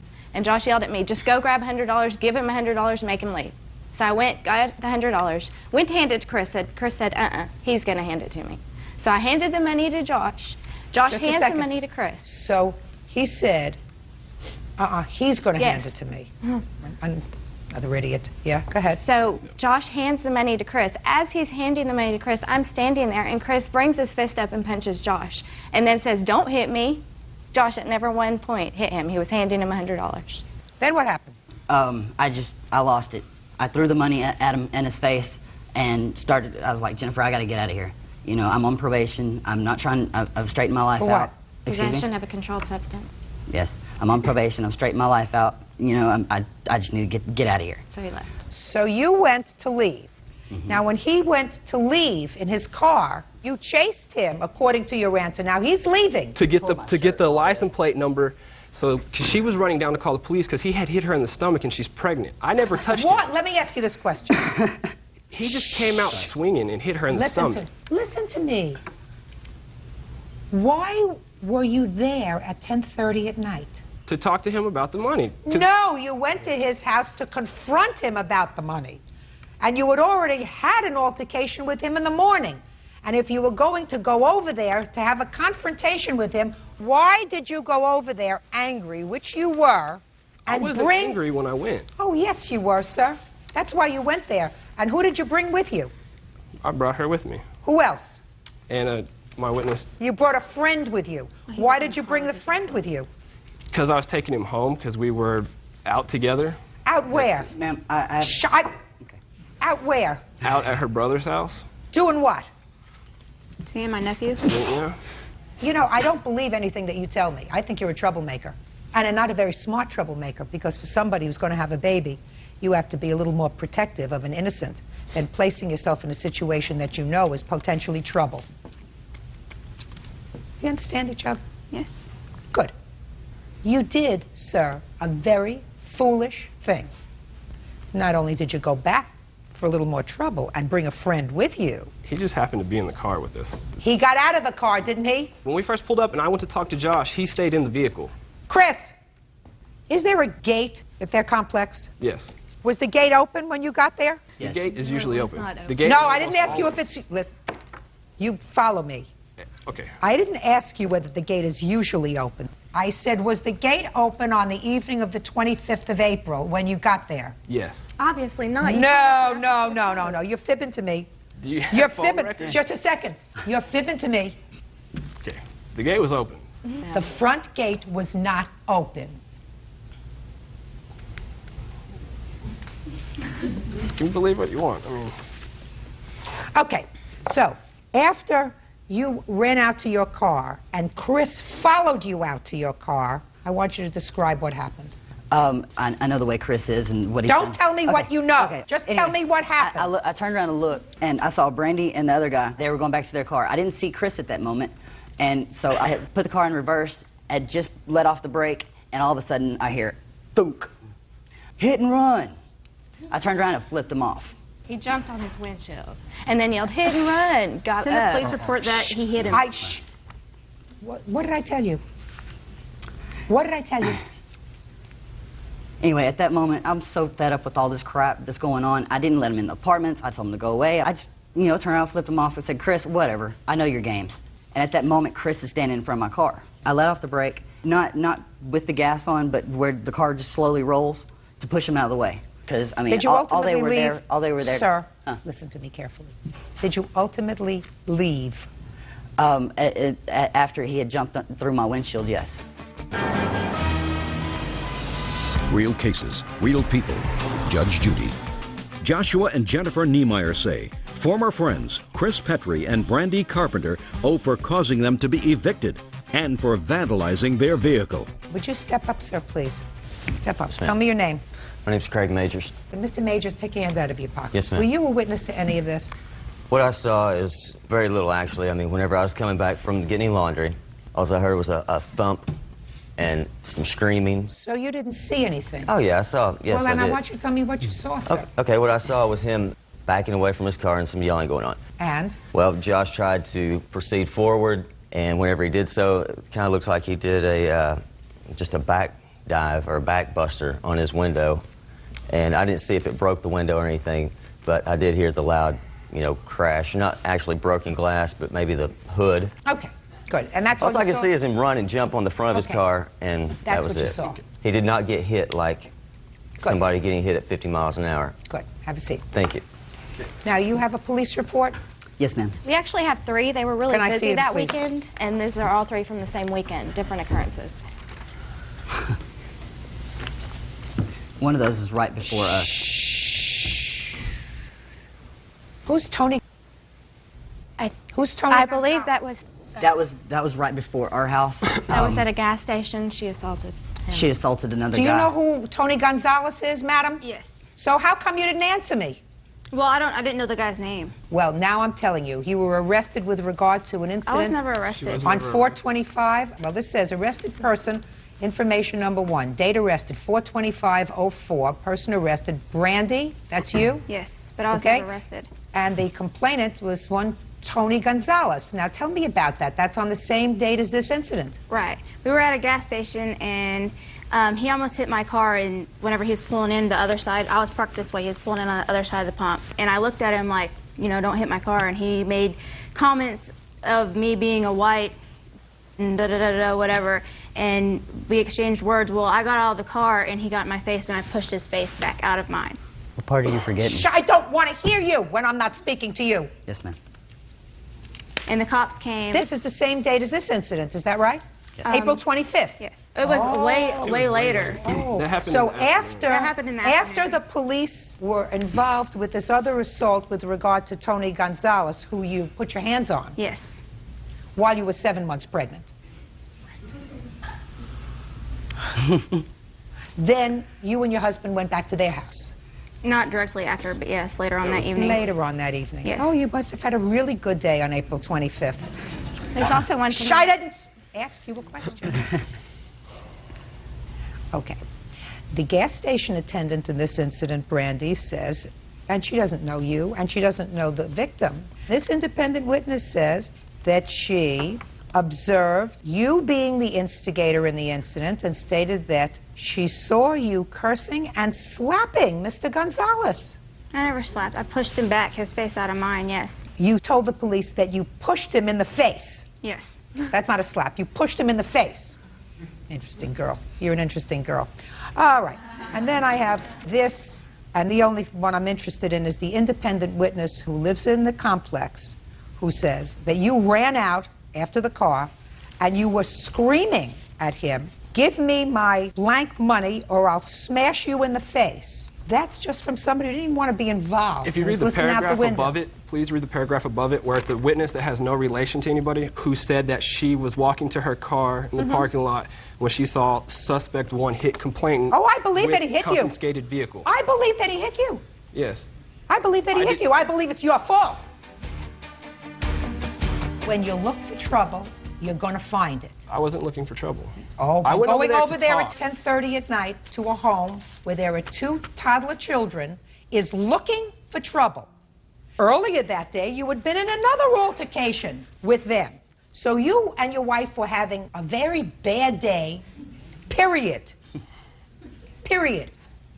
And if there was an altercation at his front door and he was trying to leave, which he was, to get away from the police, to get away from you, but he was trying to get away because you say he ran to his car and I followed him. And you told me that you went there just for the purpose of getting his license plate. That's what you swore to about 15 minutes ago. But that's not true because you've known him for a very long time. He's not going to disappear. He's got a wife and 2 children. So your counterclaim is dismissed. If you got injured that day in his car, too bad. And if she got a bellyache in the car because she was there, because he hit her, that's her problem. She and her 7-month fetus should have been home in bed at 10:30 at night. Now, let's get to you. Yes, sir. Yes, ma'am. Your car was damaged? Yes. How much? We have the receipt right here for... $180 for the windshield, and then it was $462 to get out of impound. Okay. I believe that they're responsible for that. I believe that, but for the fact that they came to your house at 10:30 at night looking for trouble, this whole unfortunate incident wouldn't have happened. Judgment for the plaintiff in the amount of $642. That's all. You may be seated. Folks, have a seat. What is all that stuff? This is stuff that I brought that I don't have actual receipts for, just to show you that. What is it? It's the Unity candle, some table decorations that we made, the candle stands. Bert, could you do me a favor? Could we get rid of that? I don't need all that stuff here. Where do you want me to put it? I put it on the floor. Okay. Thank you. Ma'am, take this stuff, put it on the floor, please. Thank you. Perfect. Ms. Wells, this is what the case is about. Mr. Sharp is your soon-to-be ex-son-in-law. He and your daughter had a very short and unpleasant marriage, and it is your claim that he had agreed to pay for half the wedding. The loan lasted longer than the wedding. Correct. Now they're going to get a divorce, and you want half the cost of the wedding, which was, you say his half was $7,000? Correct. Mr. Sharp said, listen, I never agreed to pay for a big wedding. So, Mr. Sharp, this I assume is your soon-to-be ex-wife? Yes, ma'am. How long were the 2 of you dating before you decided to get married? 4 months, Your Honor. What? 4 months. And whose brilliant idea was it to get married? Mine, Your Honor. Could you speak up a little bit? I'm old. I have a Mine. Mine. Did you give her a ring? Yes. How much did you pay for it? I want to say about 200 and maybe 34 bucks, 40 bucks. What kind of work do you do? I work for Sun Cruise Casino and a gambling boat. And how much do you earn a week? I make 8, but I bring home like 7. 700. A week? Every 2 weeks. Okay. When your daughter came home and showed you the engagement ring and told you that Mr. Sharp had asked her to marry him, what did you think? I didn't approve of it. I didn't like it because they didn't know each other that long, but... Well, that's a good judgment on your part. When you saw the engagement ring that he bought your daughter, what did you think of it? I didn't have any thoughts. I mean, I Did thought... you think that he wanted to get her the best possible engagement ring he could? That he possibly could, Listen, listen to me. Did you think that he wanted to get her the best possible engagement ring he could afford? Yes, I did. And he spent $230 on the engagement ring, which was the best he could afford, right? That's what you thought. I didn't know how much it cost him. But it wasn't. We're not talking about the Hope Diamond here. No. Now, who wanted the big wedding? Richard did. Did you? Yes. Why? At the time, I was in love with her. Then, after we got married, Listen to me, Richard. You didn't take any snoozy pills this morning, did you? No, ma'am. I want you to listen to the question. Your mother-in-law says you were the one who wanted the big wedding. Is that true? Yes. Who was supposed to pay for it? She was. Your Honor... Shh. Why was she supposed to pay for a big wedding if you wanted it? Do you want to take a nap? No. Who is this? My stepfather. Step up here with him. Tell me your name. Frank, Your Honor. Frank what? Enoch. Mr. Enoch, do you understand my question? Yes, Your Honor. Okay. Miss Wells wants your stepson to reimburse her for half the wedding. Ordinarily, I would say, listen, that's ridiculous. Usually, it is the bride's family's responsibility to pay for the wedding. Your Honor... I'm speaking. My father and mother paid for my first wedding. They paid for my second wedding. And then my father said, the next one's on you. You see, I'm having trouble communicating with your stepson, sir, because I'm not quite getting the fact that he's wrapped too tight. He's nervous, that's all. He doesn't look nervous, Mr. Enoch. He looks tired. Are you nervous? Not really. I can try harder. I don't think you'll be able to make me nervous. Do you understand what I'm saying I to you, Mr. understand what you're Enoch? saying. So Miss Wells says he's the one who wanted the big wedding. I don't know why. It's usually the bride that wants the big wedding. You didn't want a big wedding? No, ma'am. Step up here with your mother. Why did he want a big wedding? He had a whole bunch of friends? When he was working at the car lot, he was inviting people he didn't even know that would come and make a payment to our wedding. I want you to tell me what happened when you started to discuss the cost of it. We sat down, and me and my mother explained to him, we don't have this kind of money. We don't even know these people. If it was, if it was some people he knew, then fine, but he didn't know these people. So what did he say? He said, well, I think they should come anyway, and I'll pay for half the wedding since it's mostly my people that I want to come. Is that what you said? No, ma'am. How many people were at the wedding, Mr. Sharp? There's about 120, 140. How many people were at the wedding? 73. Of the 73 guests, how many were his family and friends and how many yours? 60 of them was his. You mean you had 13? Yeah, because we're not from Florida. 60 were his family and friends? Yes. And 13 were your family. Is that right? Correct. Is that correct? No, ma'am. How many were your family and friends? My family was 5, and there was maybe like 3 or 4 friends of mine.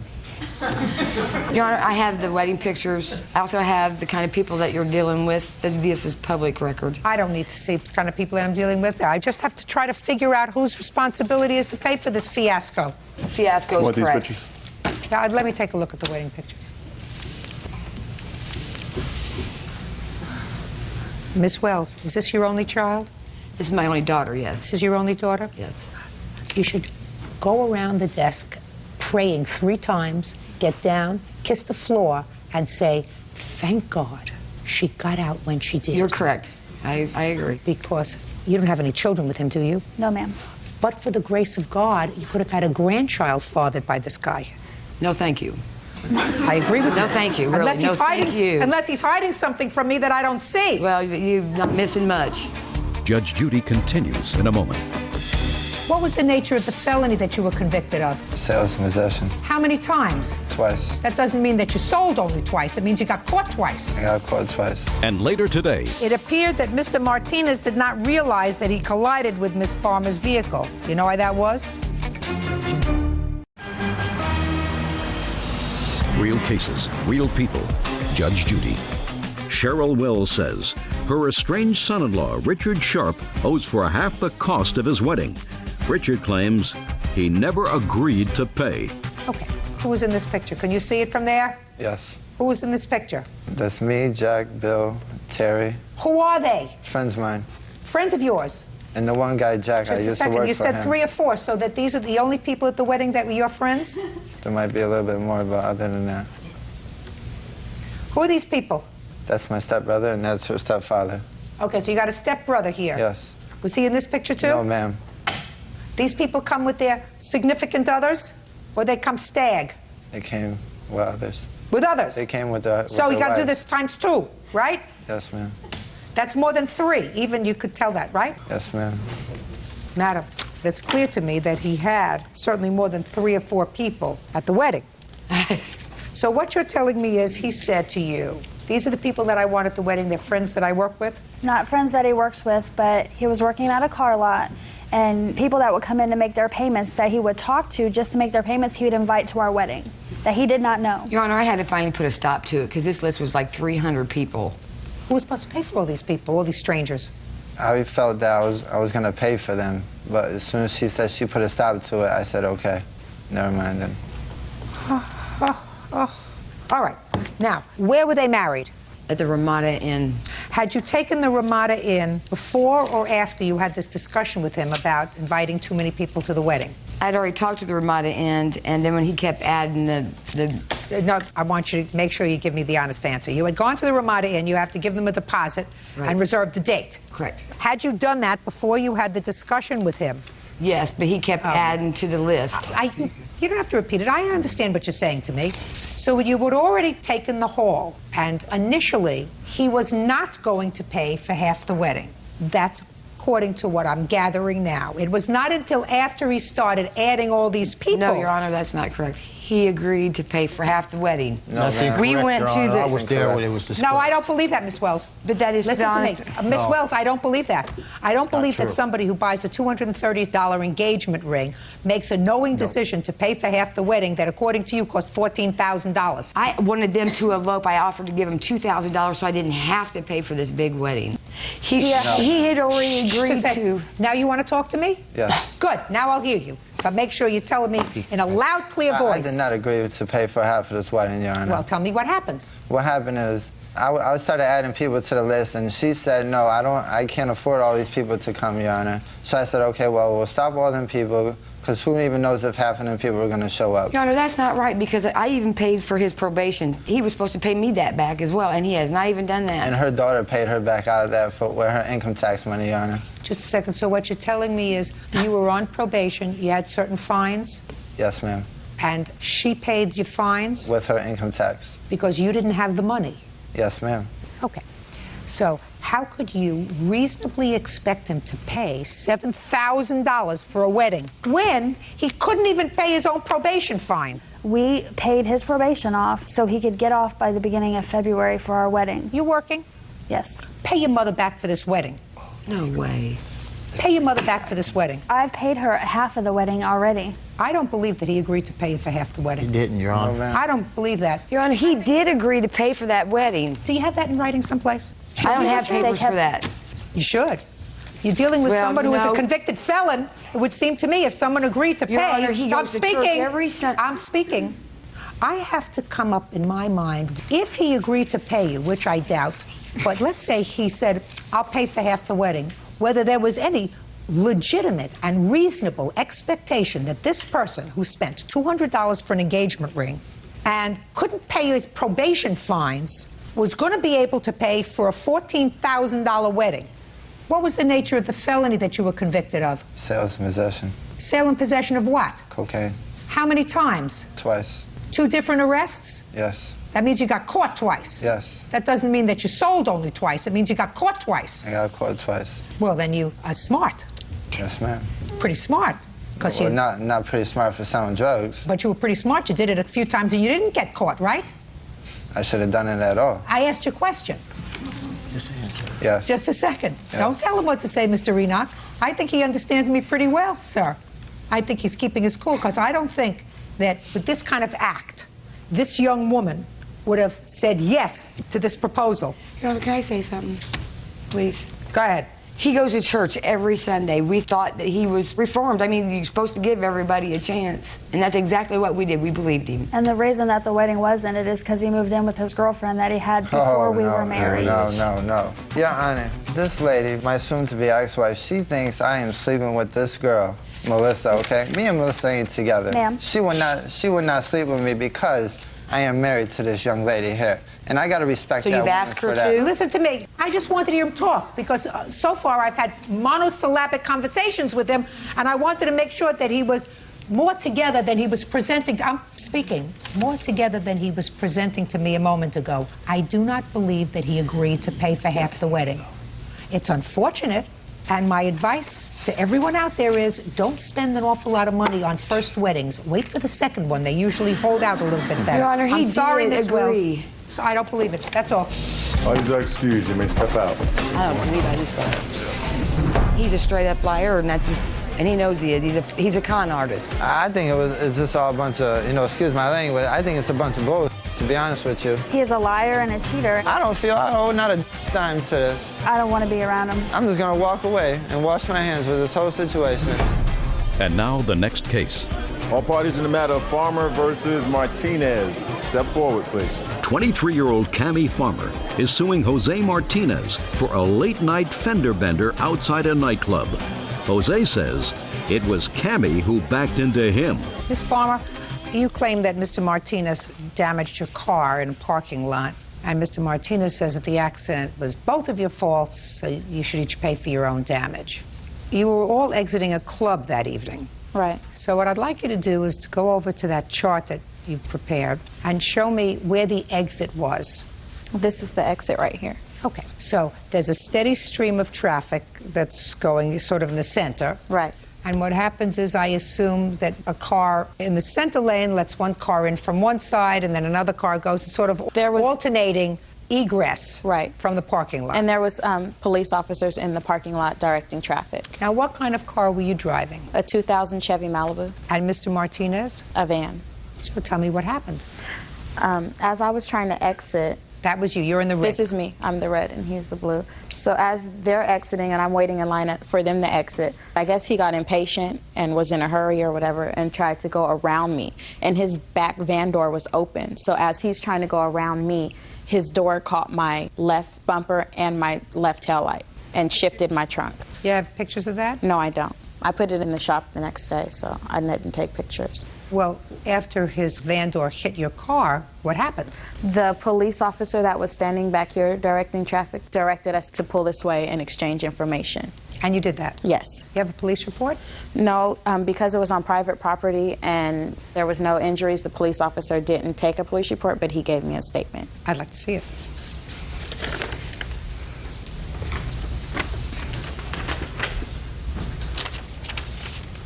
This is Police Officer M. There were 20 vehicles in the parking lot attempting to leave. Okay. So what I want you to do, sir, is to give me your version of what happened. Because I will tell you now, Mr. Martinez, the police officer observed what happened. Okay. So before you even think about trying to fabricate a story, I suggest you think hard about what happened. Okay, I'm gonna tell you what happened. Well, that night, me and my friends threw a party at a club in Union City. I don't care. And, listen to me. I don't care. Get to the parking lot. Okay, the parking lot. Okay, well, And like look I say, at me when you're talking. Okay, we was partying. You know, everybody had a little liquor in them. Not me. No, just a second. Okay, well, you had a little liquor I had a in little you. liquor in me. So I'm like, we was exiting the parking lot, and could I show you on the graph? Oh, this is the parking lot. I guess this is how you get out. I'm right here, she right here. I'm going up. When I was coming up, she was coming back. So we both hit each other. The reason I didn't really file no collar claim because I figured it was both our fault. No! That's why I did that. Well, where was I going? Now, just a second, just a second. Get back there. Okay. First of all, you had no business being behind the wheel of a truck or a van or a vehicle if you had been drinking. Yeah. Because it clouds your judgment. Right. And let me tell you what the police officer said. Okay.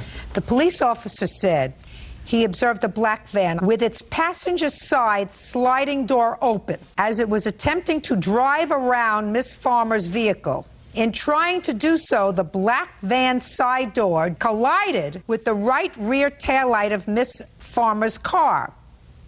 Mr. Martinez continued driving along the side of Miss Farmer's vehicle, causing more damage. It appeared that Mr. Martinez did not realize that he collided with Miss Farmer's vehicle. You know why that was? I realized. All right. So let me see an estimate, please. I got 2 estimates. The shop that I went to gave me a discount.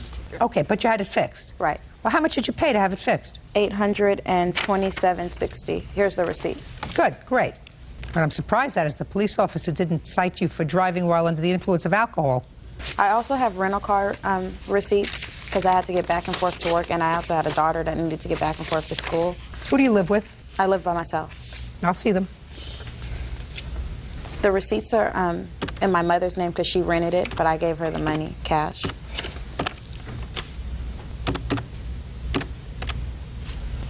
All right, the judgment's for $970. That's all. Step out. Thank you. Excuse you. Found in the matter of Nieves versus Joyle. You're welcome, Judge. Parties have been sworn in, Your Honor. You may be seated. Sir, have a seat, please. Miss Nieves, you claim a loan to the defendant in the amount of $160 for rent. That's correct. He called you. He needed some money for rent. He was a friend of yours, off and on boyfriend, so you loaned him the money. That was in what month? July. And he hasn't paid you back? Sure. I never called her. The defendant says that, yes, you did, in fact, give him $160 for rent. That $160 was a gift, and he never agreed to pay you back. You gave it to him because you were a nice person, right? Yes, ma'am. And he has a counterclaim. Mr. Joyle says that you threw his keys in a field. Cow field. What? A cow field. In a cow field. As a result of which, he couldn't find his car keys, he couldn't get to work, he was docked pay and ultimately lost his job. So he is counterclaiming for $400.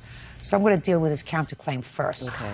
When was this incident with the car keys? Like May 30th or something like that. I got May 30th of this year. Yes, ma'am. Before the rent. Yeah, well, that's why I didn't have money for the rent, because Roger claims my keys into a cow field. I didn't lose my job. I don't know where that came from, but I got written up. I have the slip where I got written up, and I couldn't work for a week. I lost 40 hours. Why couldn't you work? I got suspended. Okay. May the 30th. Tell me what happened on that day, Mr. Joyelle. Well, we were out. Paper down. It's making me nervous. We were at this bar, and she had happened to walk in, and I was with this other girl. She gave me kind of like the evil eye, you know what I mean, from across the room.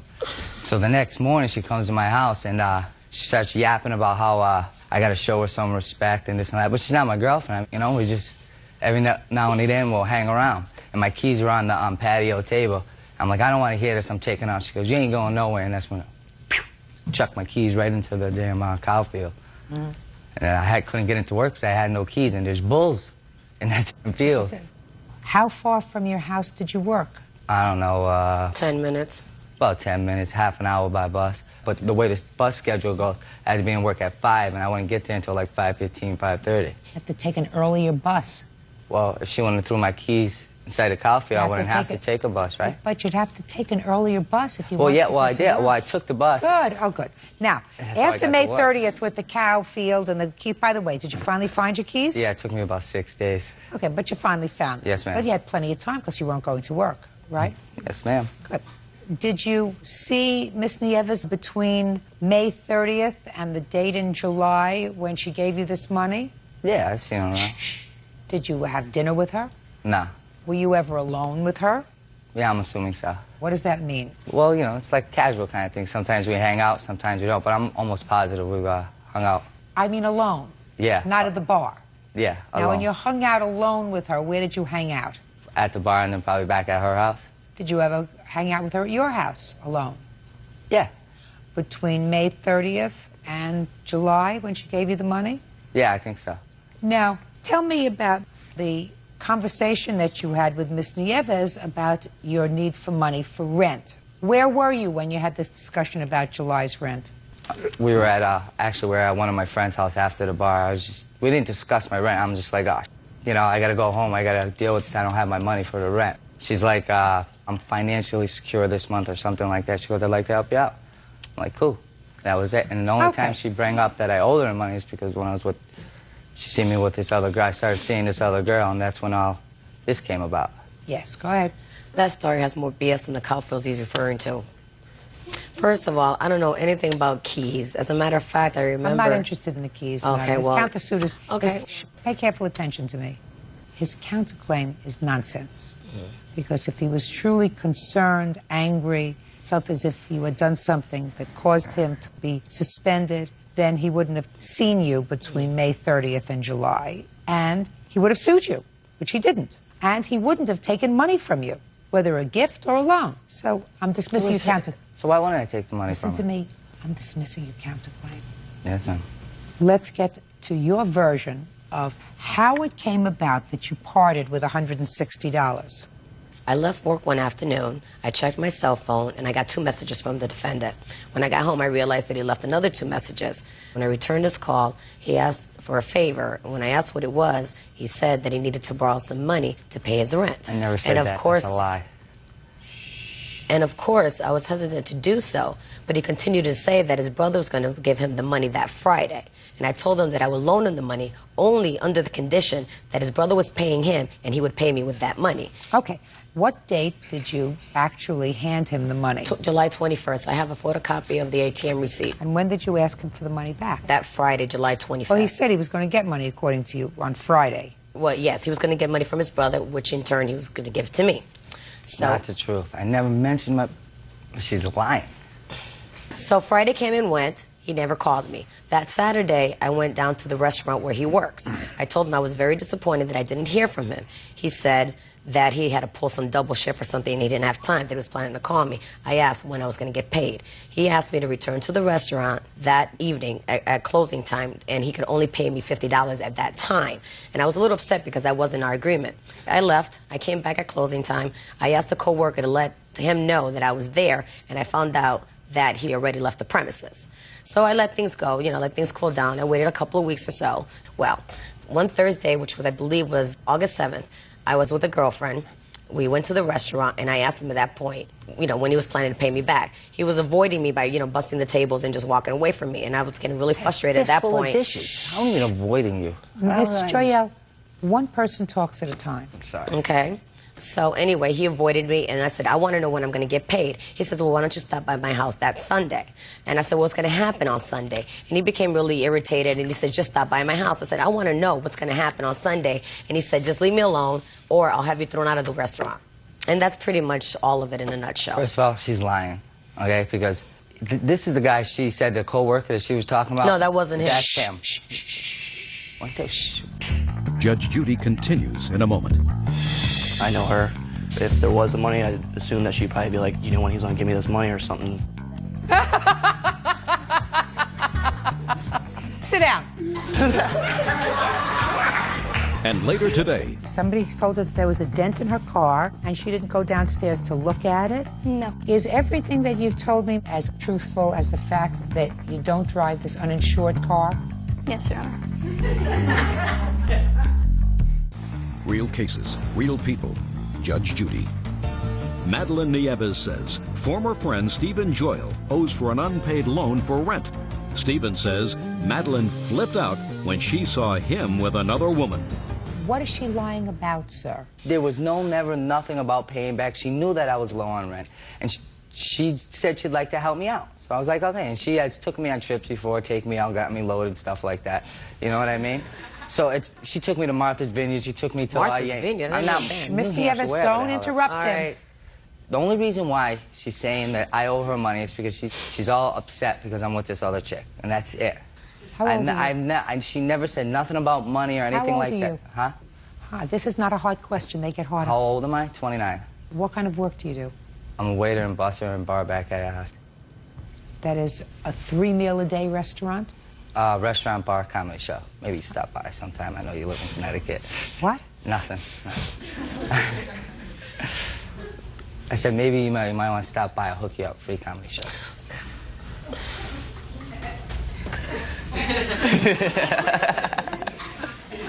What an idiot.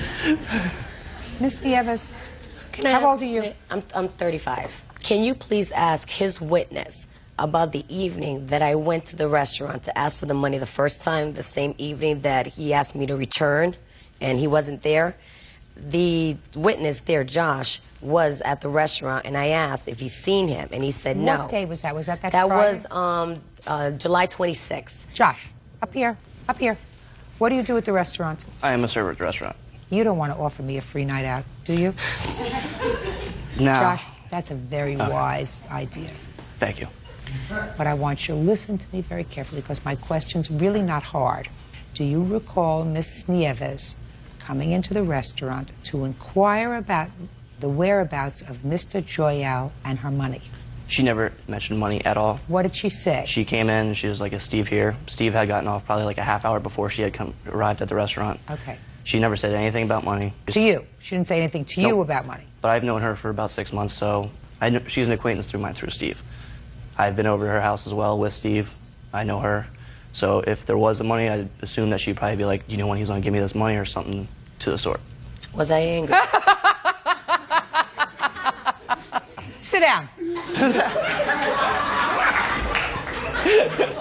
I just got booted. Mr. Joyelle, what do you want to be when you grow up? Excuse me? What do you want to be when you grow up? I don't know. Have you thought about it? No. Your life is half over. Hey, take it easy. No. Life's half over. You got to think about what you want to be. One thing you don't want to be is you don't want to be a bum. Yeah, that's true. Too late, Your Honor. Miss Nieves, you're going to talk yourself into a dismissal. Okay. Do you understand? I understand. Fresh mouths don't go here. I don't care what side of the bench I you're on. apologize. The only one who's allowed to have a fresh mouth is me. Men who are bums take money from women who like them and who they have no feelings for because they're users. That makes a man a bum. Do you understand? Sure. You don't want to be a bum, do you? I'm not a bum. You don't want to be a bum, do you? Nope. Good. Then you're going to give Miss Nieves back $160, and you will walk away from this relationship with your head held high and say, she helped me out, but I'm going to do the right thing, and the right thing is to pay her back. That way she doesn't have any hard feelings, and I'm going to be a man instead of a bum. Judgment for the plaintiff in the amount of $150. That's all. And you two can leave, Josh. Parties are excused. You may step out. I guess the judge didn't believe what I was saying. I think maybe asking her to go to the comedy show was kind of a wrong move. I guess the judge can identify a liar when she hears one. Never try to be funny in front of Judge Judy. That don't work. And now the next case. All parties in the matter of Scarfuto versus Mahoney. Step forward. 20-year-old student Courtney Scarfuto is suing her boyfriend's roommate, 20-year-old florist Lacey Mahoney, for backing into her car. Miss Scarfuto, is your boyfriend here? Where is he? He's right here. Was this your roommate? Yes, ma'am. Is he still your roommate? Yes. Okay, according to your complaint, you were over at your boyfriend's home and you claim that the defendant hit your car as she was pulling out of the driveway. Your insurance paid for the damage to your car, but you suffered out-of-pocket expenses, $500 deductible, you had to rent a car for a couple of days while they fixed it, and you also want her to be responsible for the increased insurance premiums that you're going to have to pay. Forget that part of it. Miss Mahoney says she never hit your car. When was your car damaged? June 10th, 2003. And what makes you think Miss Mahoney did it? She came upstairs, asked me to move my car. I asked Christian to move my car for me. He went downstairs. With her? Correct. At that time, she told him that she had hit my car. Oh, you weren't there? No. Step up. Last name? Whiteley. Okay, let's go to June 10th. Miss Mahoney comes upstairs where you are, and she said what to you? She pointed out the damage. She said that she had hit the car and that she was unsure whether or not that she should stay there and admit to the mistake or whether she should go ahead and pull around the car and just simply leave. And what did you tell her? I told her that it would be best for her to go back upstairs and to notify my girlfriend, Your Honor. And she said? After hesitation, she agreed and we went back upstairs. And what happened when you got upstairs? Me and Lacey basically reported that the car had got hit by her, even though it was parked. We all agreed that we would go ahead and handle the situation by tomorrow because we're good friends, Your Honor. And can I speak? And because she did not carry car insurance. And so since she did not carry car insurance, How do you not have insurance? How do you drive without insurance? Your Honor, I wasn't driving. I was actually moving my car backwards so that we could open up the garage door. But it was on my property in my driveway. I was just moving That's it. driving. Why doesn't your car have insurance? Because I couldn't afford insurance at the time. So you're not driving at all? Is that what you're telling me? Yeah, I'm not driving at all. Is that true? No. Of course not. They seem to say that you admitted hitting her car. Your Honor, I never admitted to hitting her car. I went downstairs for Christian to move the car. We both went downstairs. And he noticed the dent and asked if I had done it, and I said no. We went back upstairs, and he told her that there was a dent in her car, and nothing was said for the rest of the night. That doesn't sound right to me. Somebody told her that there was a dent in her car, and she didn't go downstairs to look at it? No. Nobody said anything? Well, who did it? Is everything that you've told me, Miss Mahoney, as truthful as the fact that you don't drive this uninsured car? Yes, Your Honor. I don't drive my car because it's uninsured and because it's unregistered. No, you shouldn't drive your car because it's uninsured and not registered. That doesn't mean you don't drive it. Okay. You had a $500 deductible? Yes. Would you like to see the receipt? You have any other witnesses that you want to hear? Yes, I do. I have Mr. Nicholas Scandalius. He actually heard her say, he was in the room with both Christian and I. Oh, step up. And she actually came up and said, I've hit your car. Are you another roommate? No, I'm a very close friend of Mr. Whiteley's. I'm his best friend. I happened to be there at the night that the incident occurred. Tell me what you remember. All three of us were hanging out upstairs. Courtney asked Christian to move the car so Lacey could back out and leave. They both went down. Back out and leave. Where was she going? I have no idea. Do you know where she was going? I believe that she was just going to go to Huntington Beach like usual. Go ahead. So they both went downstairs to move the cars and whatnot. Lacey's car was directly in front of Miss Scarfuto's car in a driveway, so there's no way she could have left to right or anything. They promptly both came back upstairs very quickly, and Lacey said, "Oh my God, Courtney, I hit your car." I walked over to the windows, I saw a little dent in the hood, and Lacey's car was still behind Miss Scarfuto's car. That's what I saw, Your Honor. Okay, thank you. Sit down. I see the deductible, please, and the damage to the car. And then these photographs are Lacey's car with the spare tire, which damaged my hood. Pictures of my hood with the imprint of her spare tire, as well as the driveway.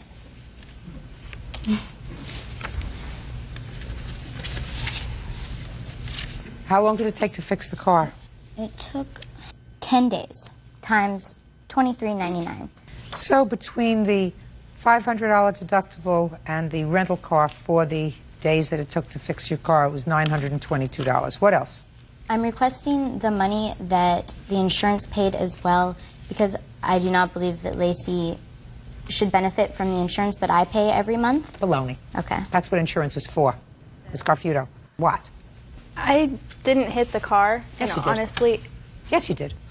No. You didn't hit the car, and you weren't going to leave in your car. No, I was You were not. just moving it. No. And you don't drive your car ever. No. Because it's not registered and you have no insurance. Yes. I don't believe you. Can you think of any reason why these two people and this gentleman would lie? Courtney has been jealous of me and Christian. I don't want to hear her jealous. Him. Because Explain that Christian is Courtney's boyfriend. Right. And Courtney throws a fit when she doesn't get her way. And what about him? Nick is Christian's best friend. So And everybody's ganging up against you. Yeah. Sorry. Judgment for the plaintiff in the amount of $922. Thank you. That's all. Step out. Versus Delgado. Parties have been sworn in. You may be seated, sir. Have a seat. Mr. Gonzalez, I gather from your complaint that you believe that Mrs. Delgado made a fool of you. Yes, ma'am. And in addition to making a fool of you, she fraudulently obtained a credit card in your name, charged almost $3,000 worth of merchandise on it, and you want that money back. Correct. She was your friend, Yes. and she called you one day and said she was going through an acrimonious divorce, Correct. and you agreed to help her. Yes, ma'am. How did you know her? We used to work together at one of our theme parks locally in Texas. When you knew her, was she married? Not at the time, no. When did you get married?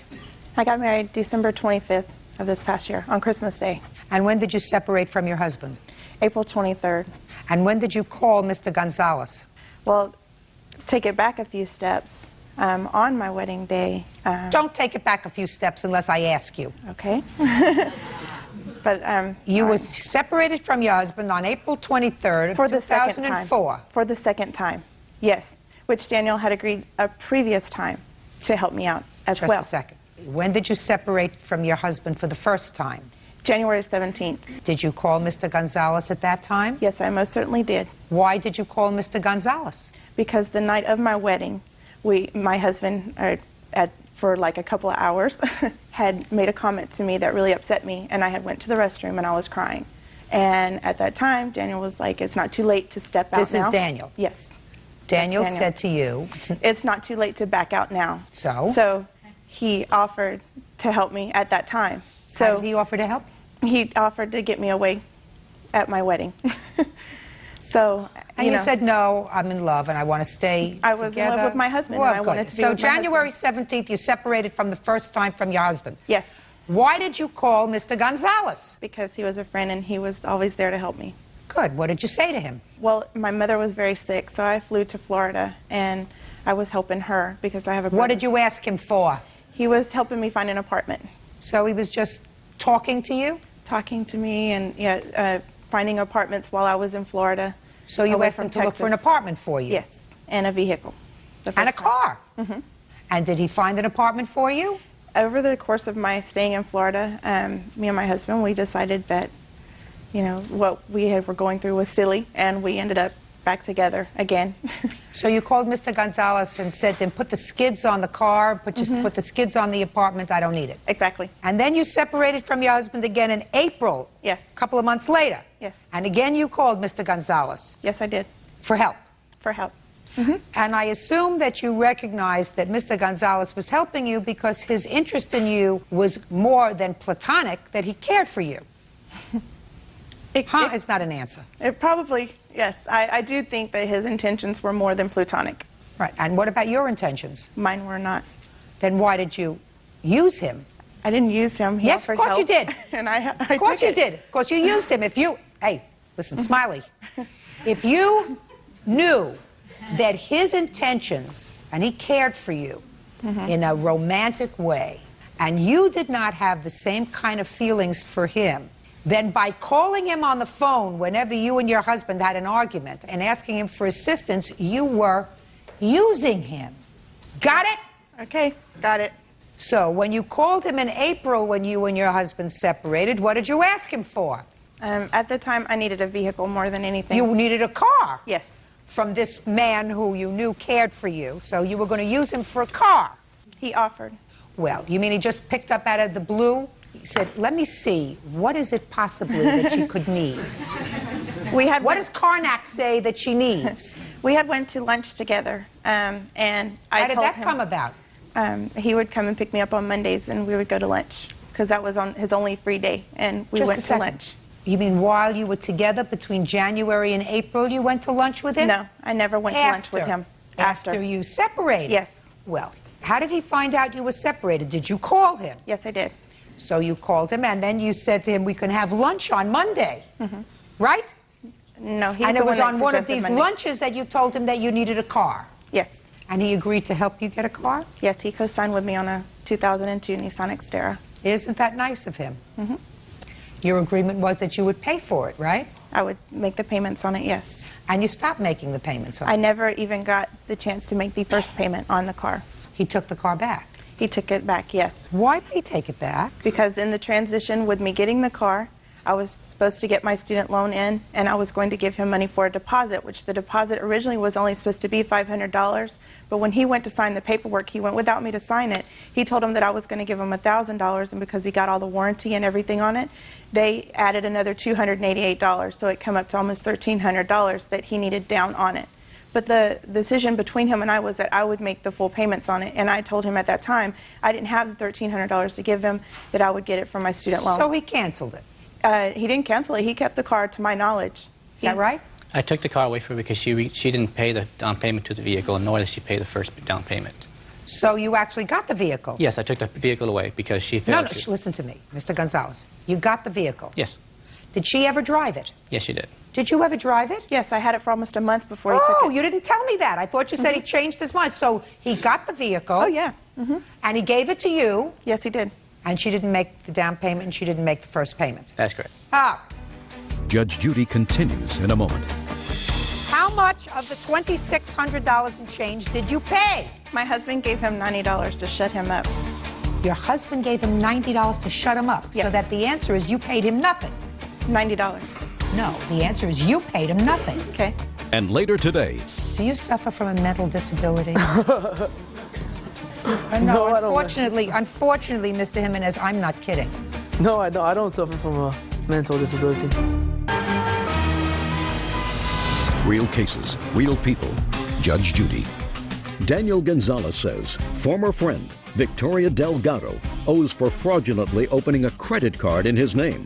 Daniel says Victoria is a user and took advantage of his kindness. Now let's get to the credit card.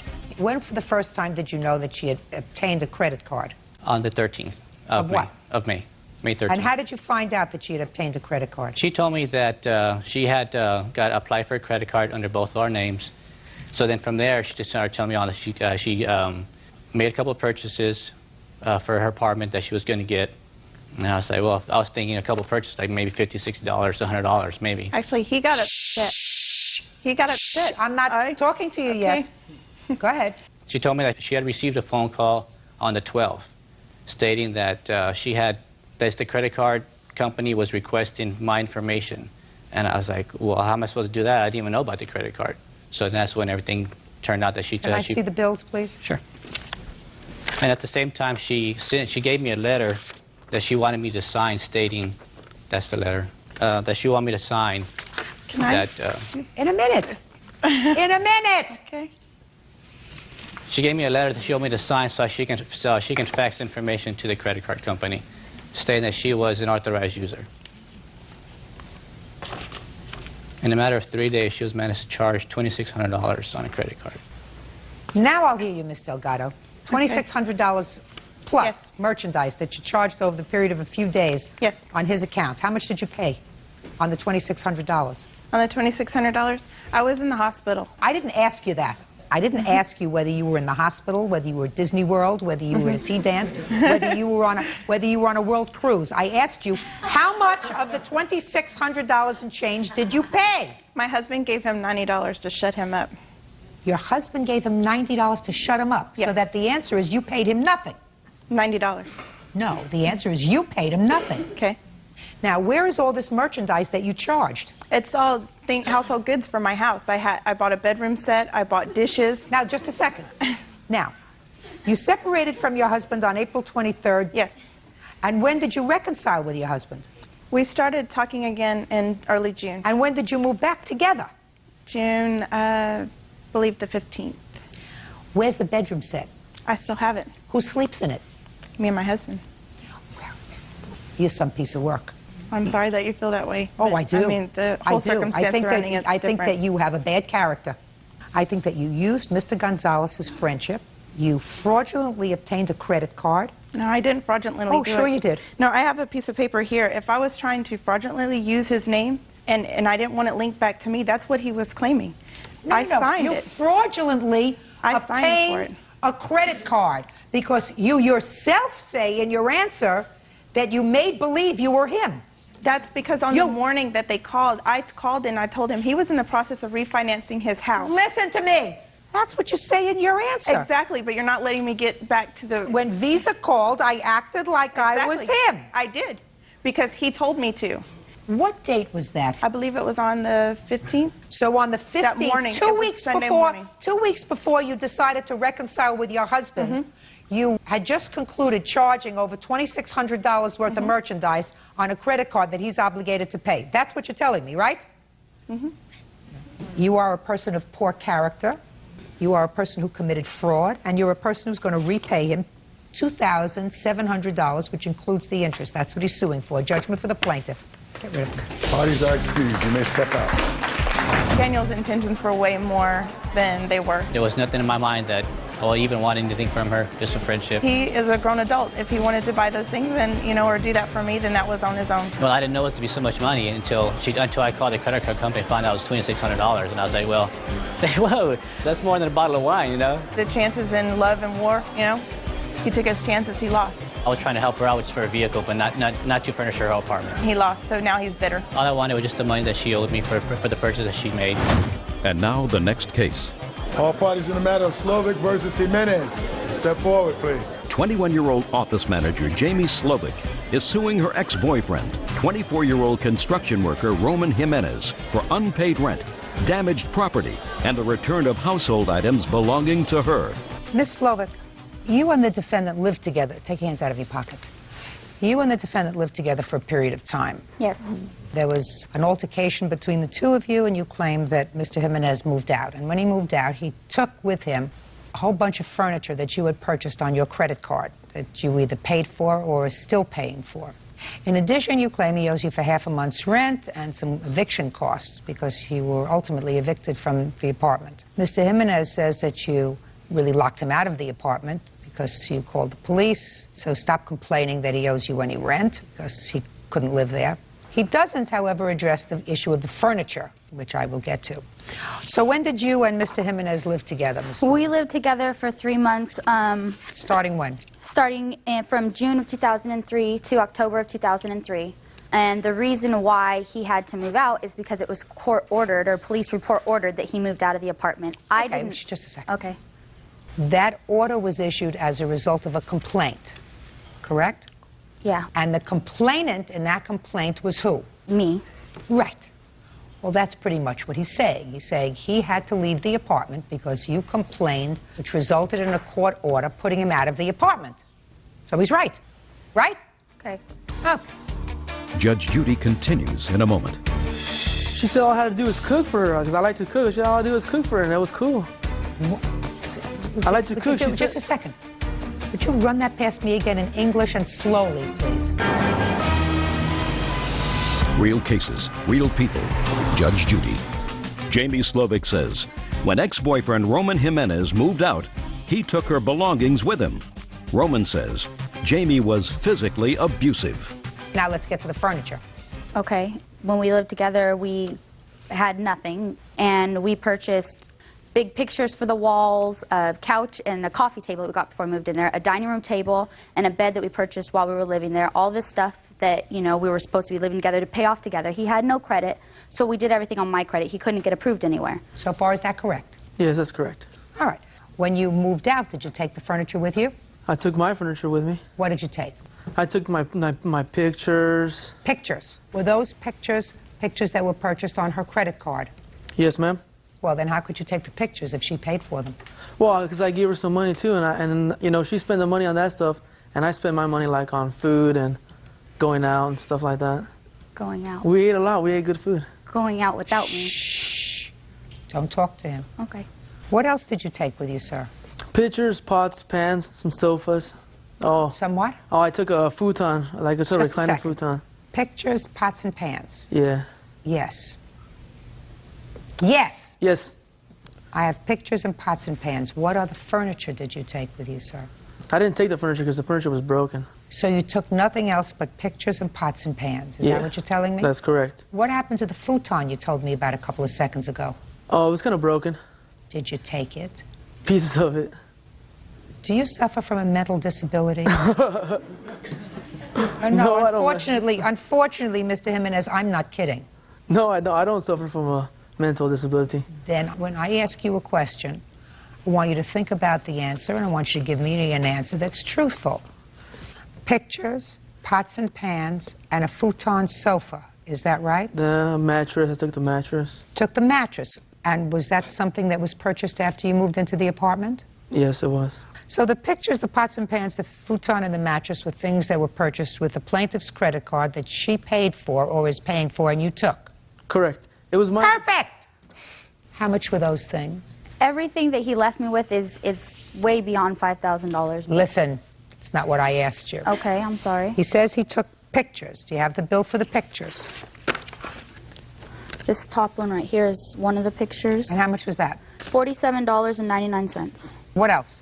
Give me the figure. Okay, figures $16.99, $15.99, $14.99, and $69.99. How much was the futon? I don't have the receipt just for the futon. Oh, fine. So then forget that. Now, mattress. How much was it? He took it with him. $580, I think, for just the mattress. Go. Mattress, futon, pots and pans. $256.20. $256. $940. Okay. Now, listen to me, Mr. Jimenez. You cannot take property that was being paid for by the plaintiff because you wanted it. She said all I had to do was cook for her because I like to cook. She said all I had to do was cook for her, and that was cool. What? I like to cook. Just a second. Would you run that past me again in English and slowly, please? Okay, she said that all I had to do was cook some good food, and it was cool. Just don't worry about it, baby, and that was it. Judge Judy continues in a moment. You have children? Yeah, I have one son. How old is he? How old is he? He's 5 years old. You have children? No. Very good. Miss Slovak. Drama. You know, sometimes you make a mistake, and what you have to do is you have to put a period and move on. Do you understand? Mm-hmm. You're a young girl. He's worthless. Do you understand? Yes, I do. Okay. He used you. Yep. You took care of his son? Yes, I did. Once in a while. She went to the park with him once in a while. You have to look up and say, thank you, Lord, because I was shown the light early enough before I had a child with him, or maybe 2, before he totally ruined my credit, before he wasted the best years of my life. So you really should say thank you. And next time, store the information in your head and exercise better judgment. Right? Right. Yes. Okay. Judgment for the plaintiff in the amount of $940. That's all. Parties are excused. Parties have been sworn in, Judge. You may be seated. Gentlemen, have seats, please. Ms. Hyde, it is your claim that the defendant assaulted you in a restaurant. Correct. You are suing her for damages, not so much for the injury that you sustained, because she, according to you, hit you in the face, but for the emotional distress that you suffered. You didn't have any medical bills, did you? A few. Ms. Schuler said that she did, in fact, strike you, but that is only after you lunged at her. So tell me when this happened and what precipitated this altercation. On December 27th last year, my husband's relatives were in from out of town, and we went out to eat some Mexican food. We were sitting in a crowded lobby. I had a party of 12, 7 children and 5 adults. And I was sitting talking to my husband's aunt, and this woman walked in and plopped herself down on the bench next to us and proceeded to lift up her sweater and put this child at her breast. And I sat there for a minute and trying to talk to my husband's aunt, and I eventually said, you know, I really don't think this is the proper place to be doing that in a crowded restaurant lobby. And she said, mind your own business, and I'll do whatever I want, and if you don't like it, don't look. So I looked at my husband's aunt, and we opened our eyes kind of wide at one another. And I said, well, at least you could take this to the restroom. And she said, I'm not going in that restroom. It's filthy. So you kept on going back and forth after she cursed at you? Are you telling me you said something else to her? Well, I did. I said, you know, at least you could go and excuse yourself to the restroom. And she says, I'm not going in that restroom. It's filthy in there. That shows what kind of a mother you'd be. And I said, lady, I gave birth to 4 children, all of which I breastfed. But when I did it in a discreet manner and never in a public forum like this. And at that time, the hostess came up and told us our table was ready. And I got up, and I had forgotten to pick my bag up off the floor. And when I turned around to pick up my bag, she came up out of her chair and hit me across the side of the face. Did you sit down and have dinner? No, we didn't. You left? Correct. Where did you go? Outside. My husband had asked the manager to call the police, and he said, if you want to call the police, take your business outside. So we did. And did you call the police? Yes. You have a police report? Yes. I'd like to see it, please.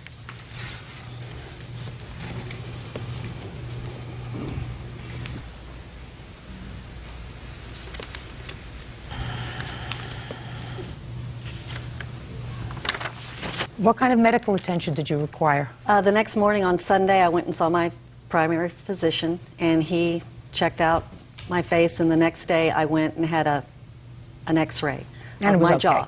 And it was okay? It's okay. I was in a lot of pain for about 2 weeks, and my jaw, after she hit me, my jaw, it didn't sit right on my face, and I'm telling my husband, this woman just hit me, and I was holding this side of my face because it hurt more over here for some reason. My doctor told me it was a whiplash effect. And she looked up at me from her bench and said, what the hell are you holding that side of your face for? I hit you on the other side. All right, Ms. Schuler, let me hear your version of the events. Okay. How old is your baby? My baby at the time had just turned a year old. She was probably approaching 14 months. And I had my 3-year-old son as well. Okay. Tell me what happened at the Mexican restaurant on the 27th.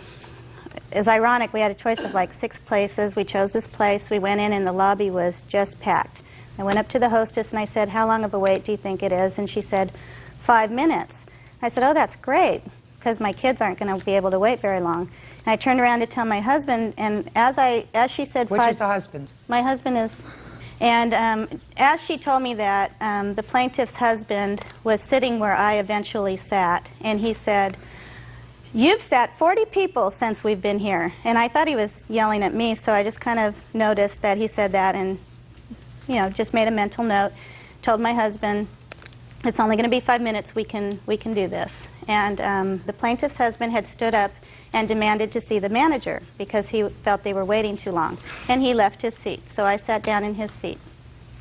And I started to breastfeed Aubrey because she started to kind of squawk, and we don't like our kids to cause disturbance in public, so started to nurse her very carefully. However, when I started... Tell me what you mean very carefully. I always am very careful not to be real obvious. I had on a thick, heavy cotton beige sweater, and I get my bra down so that it's ready, and then I get her right up to me, and then I make sure the sweater was kind of nuzzled around her face. And I'll tell you how discreet it was in a second, but when I began breastfeeding her, they were talking to the manager, and he told them, he said, yes, we had to clean the tables. And the plaintiff says to him, and I'm sitting here, I don't have anything to do, so I'm obviously listening. And she says, well, what did you have to do? Take them out back and refinish them? And I just thought, oh, these people are really mad, because that was the second comment I heard. So the man sitting next to me, eventually I found out was in her party. But my daughter was kind of flicking her leg like this, and it kind of got his attention. So he leaned way over into my space and said, hi, honey, what's your name? And she kind of waved at him, but never came off the breast. I had my sweater around. He went back to his seat. I didn't want to embarrass him and say, excuse me, sir, but I'm breastfeeding, you know. I didn't want to I just wanted it just to go. Then she says, well, sure, just whip it out in front of the whole lobby. And she didn't see me whip anything out because I had been breastfeeding for some time. And the poor man says, oh, I'm sorry, I didn't even know she was nursing. Judge Judy continues in a moment. When she raised her sweater, she exposed her breast. She got so close, she was this close, and I slapped her while I was sitting and breastfeeding my daughter. I didn't know what. I was afraid. Sticks and stones, but you can't use But I didn't even force. have sticks and stones. Real cases, real people. Judge Judy. Patricia Height says Sylvia Schuler hit her in the face. Sylvia says Patricia was harassing her because she was breastfeeding her baby in a restaurant. Go ahead. So she says another few comments like you should go to the bathroom. And I finally said, excuse me, ma'am, but you are extremely rude. Because I'd seen her being rude to everyone, and now she was being rude to me. And I did have a dialogue with her. I'm sorry, I don't use words like okay, or I don't talk like that. That's not in my vocabulary. I'm not saying I've never cursed, but I don't curse to people I don't know, most definitely. And she said I should go to the bathroom, and I said, where would you like me to sit in the bathroom? On the toilet? I can't nurse my child on the toilet. And I said, there's really nowhere to nurse. I said, I guess you don't believe in nursing. And she said, I nursed 5 children, but I was much more discreet. And I asked her, I said, well, what can you see? And she just rolled her eyes. She couldn't see anything. So my husband says to her husband, you know, I'm sorry if my wife's breastfeeding is offending you, but she does have the right to feed my daughter wherever she would like. I'm not sure of all their dialogue because they were over there. She kept at me. And so my husband turned and said to her, he said, excuse me, ma'am, but if it offends you, look away. And that's when her husband reeled around and said, you don't talk to my wife that way, and I'm going to kick your effing ASS. And then that went on, and I'm just kind of watching going, oh no. And I'm getting very worried what's going to happen. It was getting out of hand. It was. And so the manager... Who's the manager? This is the manager of the restaurant. Come up here. Tell me your name. Peter Holder. Did you observe this incident? Parts of it. Did you observe when Miss Schuler hit Mrs. Height? No. If you didn't observe this assault, why are you here? To help shed some light on the disposition and the nature of the plaintiffs and how aggressive they were. I'd like to hear that. Go ahead. Rarely do you have I encountered somebody as hostile and aggressive as this. Who? The plaintiffs. They when they came in, we told them it would be about 20 minutes, and for a table, it takes you have to put a certain number of tables together for 12 people. Did they have a reservation? No. Okay. So you told them it would be about 20 minutes. Yes.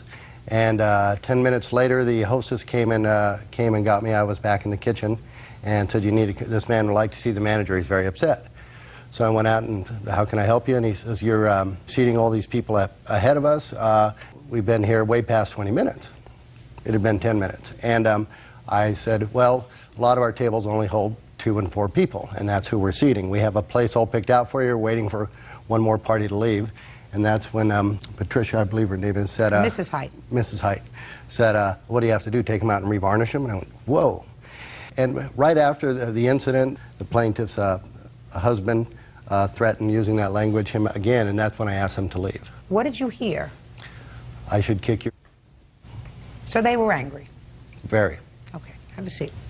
All right, Ms. Schuler, tell me what happened after Mr. and Mrs. Height's name was called and indicated that their table was ready. I believe what got her so angry was that her friend sitting next to me was apologizing profusely, saying, and I didn't realize he was with them until this. And he said, "I'm so sorry, and I don't know what's going on with them, and I don't know why they're acting like this." And I said, "Do you know those people?" And he was saying yes, and then their table got called. So he was apologizing to me. I was talking to him. The plaintiff and the aunt stood up. The aunt passed. The plaintiff came over to us and said to him, "Stand up. You don't need to apologize to her." And as he passed me, she lunged at me and said, "He didn't come here to see the likes of you." And she got so close. She was this close, and I slapped her while I was sitting and breastfeeding my daughter, still breastfeeding, and I slapped her because she came so close. I didn't know what. I was afraid. Well, you know that you can't do that. I really didn't. I swear to God. I will swear to God, I did not know I couldn't defend myself. Well, I don't think that is a question of defending yourself. Well, but, you know, you can't use sticks and stones, but you can't use But I didn't physical even force. have sticks and stones. Miss Schuler, you know exactly what I'm saying to you, madam. Don't be a passive-aggressive with me. Real cases, real people. Judge Judy.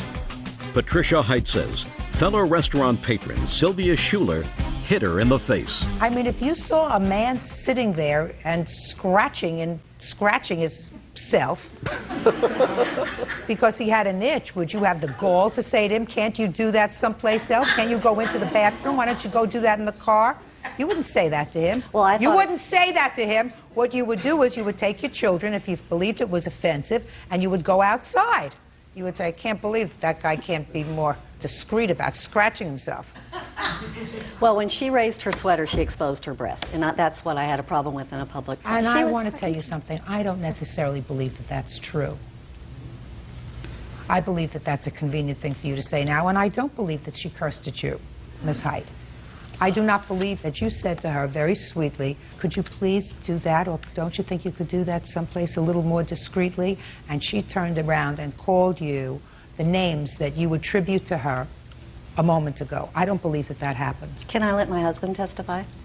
Oh, you can, but I won't believe him either.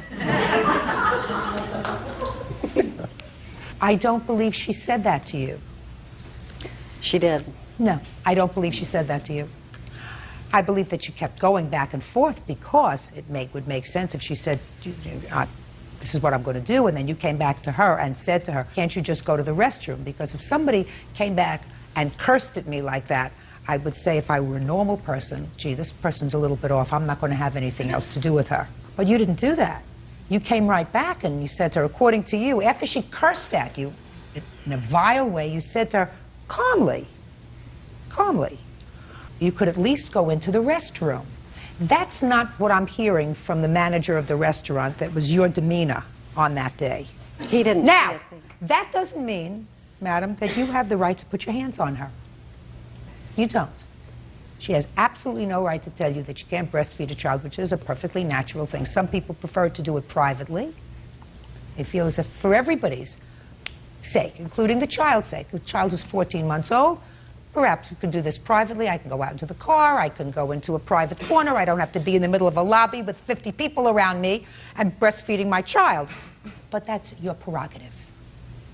You know, you say it's a natural occurrence. It is a natural occurrence, and you can do it. There are lots of things that are natural that you don't necessarily do, you know, in the middle of Times Square. However, you understand what I'm saying to you? I do. I'm not being judgmental. I'm not being at the risk of offending the La Leches. I did not breastfeed my children. They grew up just fine. My generation didn't do that. But all my children and their children have all been breastfed. And they whip it out just about anywhere they want. I'm just trying to get over. Well, you're just trying. I'm just trying to get over. I'm not being judgmental. Well, it's not your prerogative to tell her what to do. And I don't believe that you were hurt either. I believe she slapped you and your pride was hurt. But you can't hurt her. Now, I'm going to get to your counterclaim, because I think that your counterclaim is also a little bit of nonsense, but I'm prepared to hear it. Okay. It's for emotional distress. Well, I have expenses. That's all I'm asking for. What expenses? I had a lot of consultation with an attorney because I was supposed to be arraigned on March 5th. Yes. I was arrested. She made a citizen's arrest because you assaulted her. Exactly. So I was very concerned. I was a nervous wreck. I've never had any legal problems in my life. Should have kept your hands to yourself.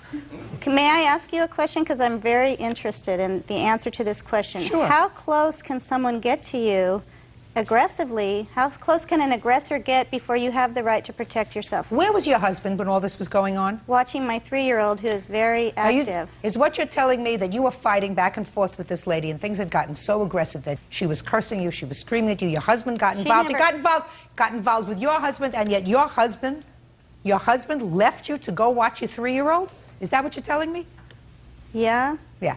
You put your hands on her. She has the right to make a citizen's arrest. So if that's the expense that you want because you consulted with an attorney, I'm going to deny that application. Okay. And I think that she had no right to put her hands on you, and you have to be compensated for that. But you have to be compensated commensurate with the damage.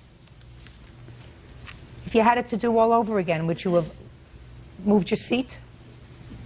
Well, she had only sat down like 5 minutes before. And would you have moved your seat instead of starting in with her? No, I probably wouldn't have. Well, then you got a problem. You're not supposed to look for confrontation. You're not supposed to do that. You're supposed to try to avoid confrontation if you can. You know, life is short. You're out having a good time, you're out having dinner, you're waiting for a table. There are 12 of you. According to you, 7 children and 4 adults. You're out to have a good time. Why would you want to start anything that's going to put a damper on that good time? I didn't think that it would. I didn't think that just kindly asking someone to take that into another part of the restaurant or outside would have caused so much her to become so angry. Well, just a second. But she responded to you, and she said it's none of your business. Right? Let's say I agree. Let's say that that's what she said to you. It's none of your business. Let's say she used all the expletives. Then why did you continue the conversation with her? Well, I was sitting with my husband's 70-year-old aunt and uncle. Your 70-year-old aunt and uncle didn't complain. You did. All right, I think you're entitled to be compensated. Judgment for the plaintiff in the amount of $10. That's all. Counterclaims dismissed. Parties are excused. You may step out. You're welcome, Judge. Parties have been sworn in, Your Honor. You may be seated. Sir, have a seat, please. Mr. and Mrs. Lappick, are you together or are you separated? We're divorced. When were you divorced? In May of 2005. So you are living separately or not living separately? Separately. I let her stay in my house and she rents from me. You don't live there? No. When was this incident that brings you to court? July 23rd. So it was after your divorce? Right. According to your complaint, Mr. Nielsen was at that time a boyfriend of yours. Mm-hmm. And the two of you had been out with some other friends. Subsequently, you invited a group of people back to your house, according to what I read. And you decided not to go back home. You decided to go and check in with your ex-husband. And it is your complaint that Mr. Nielsen, probably because he got angry, trashed the house you were living in. And since it's your ex-husband's house, he is a co-plaintiff. Is that about right? Yes. Who went out that evening? It was me, Jim Nielsen, Jay, one of my friends, and Justin, another one of my friends. We ended up going to the bar, and then we all went to a restaurant to eat. And Chris was at the restaurant. And I called his phone, he called my phone, we were arguing. What were you arguing about? We just always argue about Well, you were everything. divorced already, so why were you arguing? Do you have Well, children together? No. No. Just because she still lives in my house and we still have contact with each other. Why do you let her live in your house? Because her and her son, I didn't want them to have to go out and find a place because it's more expensive. Okay, how old a child do you have? 2.5. Not your child? No. How long were you married? Only like 5 months. 7 or 8 months. Well, I'm not exactly sure because we got legally separated first. We'll do 4 months. All right, so you were arguing with Chris in July. On the 23rd of July, you were having dinner with a group of people. What happened next? Justin, he was my roommate. I ended up having him and his friend drop me off at Chris's house. Why are you laughing? What's funny? Because I'm stupid. Oh. But anyway. Okay. Yeah, so I got dropped off at his house, and Justin said that he was going back to his friend's house to watch some movies. I let one of her friends also move in there to help her with the rent. So Justin was your roommate Right. in your house. Exactly. Okay, so you went to Chris's house, and your roommate Justin dropped you off at Chris's house. Right. How long did you stay at Chris's house? I stayed the night. Where was your child at that point? At his father's. Does he live with you or his father? He lives with me. Okay, so you stayed the night with your ex-husband. And what happened when you got home? My front porch railing was ripped off. The door frame was cracked all the way down the side, and the screws were out. The door was like, I don't know, it wouldn't shut. It was wide open. There was a huge hole in the wall. I have pictures. I'd like to see the pictures. There were eggs, ketchup, mustard, mayonnaise, cereal, bread, milk, cough syrup, all over my walls, all over my rugs. What makes you think that Jim here was responsible for this damage? Well, he always wears a wife beater under any of his shirts. What does he wear? Oh, wife beater. It's like a tank top. What is that called? It's a wife beater, isn't it? shirt. Is that what the T-shirt says on it, or is that what it's called? That's what it's called. I never believe. heard that. Did you Is ever hear what that? it's called? Yep. You're kidding me. No, I'm not kidding you. A tank top shirt? Man wears a tank top shirt. It's called a wife beater? It's just plain white. It's like a three-finger. White or wife? Wife. Wife? Yes. Oh, boy. So I found that in my house. It was covered in everything that was all over my floors and walls, and it was ripped off. And Jim, when he goes out and drinks and when he gets mad, he rips off his shirt and just throws it wherever. So I knew that was him. So I called him, and I told him, I said, Jim, I said, why'd you destroy my house? He's like, oh, I didn't. I'm like, you tell me you didn't destroy my house. I said, I found this. My entire house is trashed. He's like, I don't know. I didn't do it. I said, well, I'm calling the cops. So I called the police, and then after I was waiting for the police to show up, Chris called Jim back, and... What happened when you called him back? I called him up. I was angry. I knew it was obviously something to do with the fact that she left with me. So I knew it was probably him and his friends. How long had you dated him before that evening? 3 weeks. So Go ahead. I called him up, and I was yelling. I'm like, what's going on? Come into my house, destroy my house. He goes, first he said I didn't, then he goes, well, I was mad. He said something like, I was drunk, I was mad, something along those lines. Like he admitted to it. We called the police. He admitted that the police officers came over. You have a police report? Yes, I do. I'd like to read it.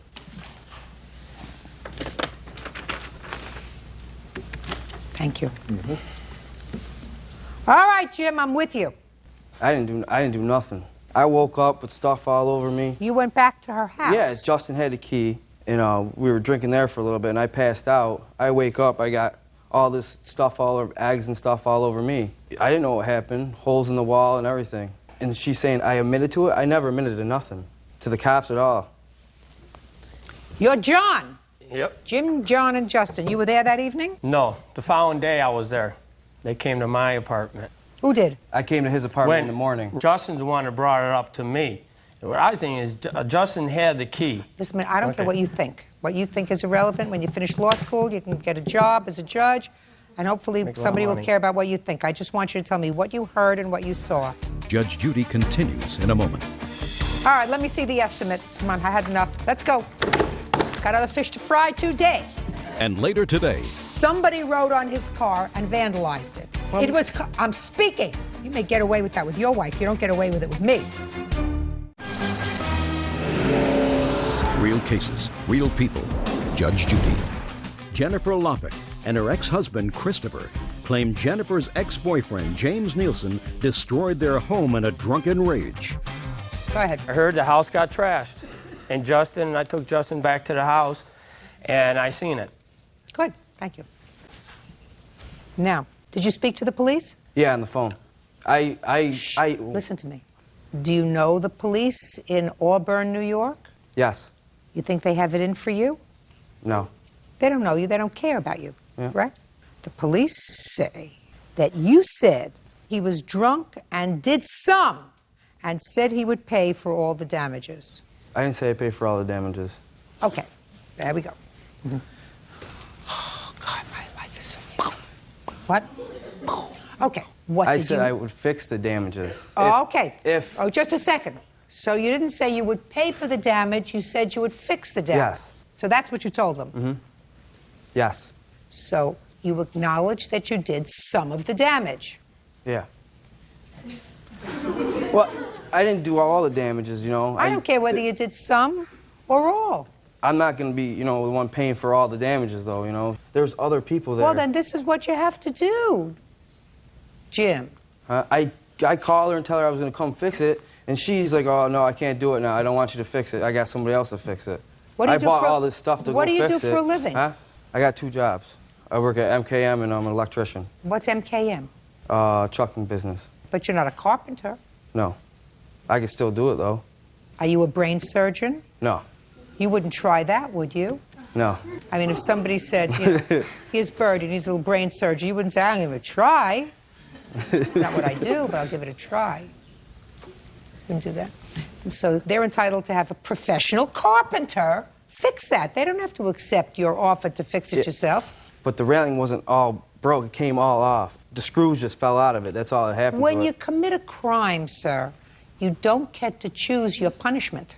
Your Honor, I told him he could fix it, and we went a month of him not doing anything, and then I said, well, we'll just do a payment of $527, because that's what I estimated myself. $527, an odd number to estimate. But then... Isn't that an odd number to estimate? But $527, no sense. No. Just $527. Just figured, yeah, I know. All right, let me see the estimate. Come on, I had enough. Let's go. Got other fish to fry today. Yeah. This is not an estimate. This is something that you prepared. That's all the personal stuff. Eggs, your food estimate, your eggs, a pudding, Jell-O, mayonnaise, bread, a gallon of milk. You know what that comes under the category of? You know what you said to me before when I asked you why you were smiling? Remember what you said? Because you were... Okay. Stupid. All right. Go buy your own eggs. That is pretty stupid. Why didn't you take pictures of the way the rest of the place looked? Hummer? Because Chris went and bought a camera, and we were supposed to take pictures of the house while it was fully destroyed before I cleaned it. And he said, well, since the cops came and Jim admitted to doing it, then we don't need to take pictures, and would not take it out of his car to take pictures. I don't remember. I don't remember either. All right. Did you get the place fixed? We got everything cleaned up, but we didn't get it fixed yet. Not all the... I cleaned the house. I didn't get anything fixed yet. Judgment for the plaintiff in the amount of $1,500. That's all. Don't be stupid. You are excused. You may step out. Thank you. That same night, she went out with me to the movies and all that, and was with me for other weeks after that. Before I even left the restaurant, I told them that I was going to his house. She called my phone and went to my house. I drank a few beers and I passed out. The next day I show up and my front porch is missing. I woke up with stuff all over me and I was pissed off. Oh, I was mad. Very angry. And now the next case. All parties in the matter of White versus Flores. Step forward. Russell White is suing his neighbor, Adalberto Flores, for the cost to fix his car. Russell says Adalberto's daughters wrote on the vehicle with chalk. Mr. Flores, we thought it best that your 4-year-old little girl, who was the subject of this case, was outside. She appeared to me to be a little bit upset about being here. I don't think it's necessary for her to be here. If it is, I'll have to see her in chambers. Clear? Yeah. All right. Mr. White, you and Mr. Flores are neighbors? Yes. And your children played together for some period of time until recently? Yes, Your Honor. It is your claim that Mr. Flores is responsible for some damage that his daughters did to your car. Yes. You fixed the car, and you really want Mr. Flores to pay your insurance deductible, which is $500. Yes, Your Honor. And Mr. Flores says that there's no evidence that his girls caused any damage to your car. Yes, Your Honor. Who caused the damage to your car and when, Mr. White? Well, on October the 13th, I was working 3 to 11. When I came home that evening, I noticed some damage on my car. You have photographs of it? Yes, I do. I'd like to see it, please.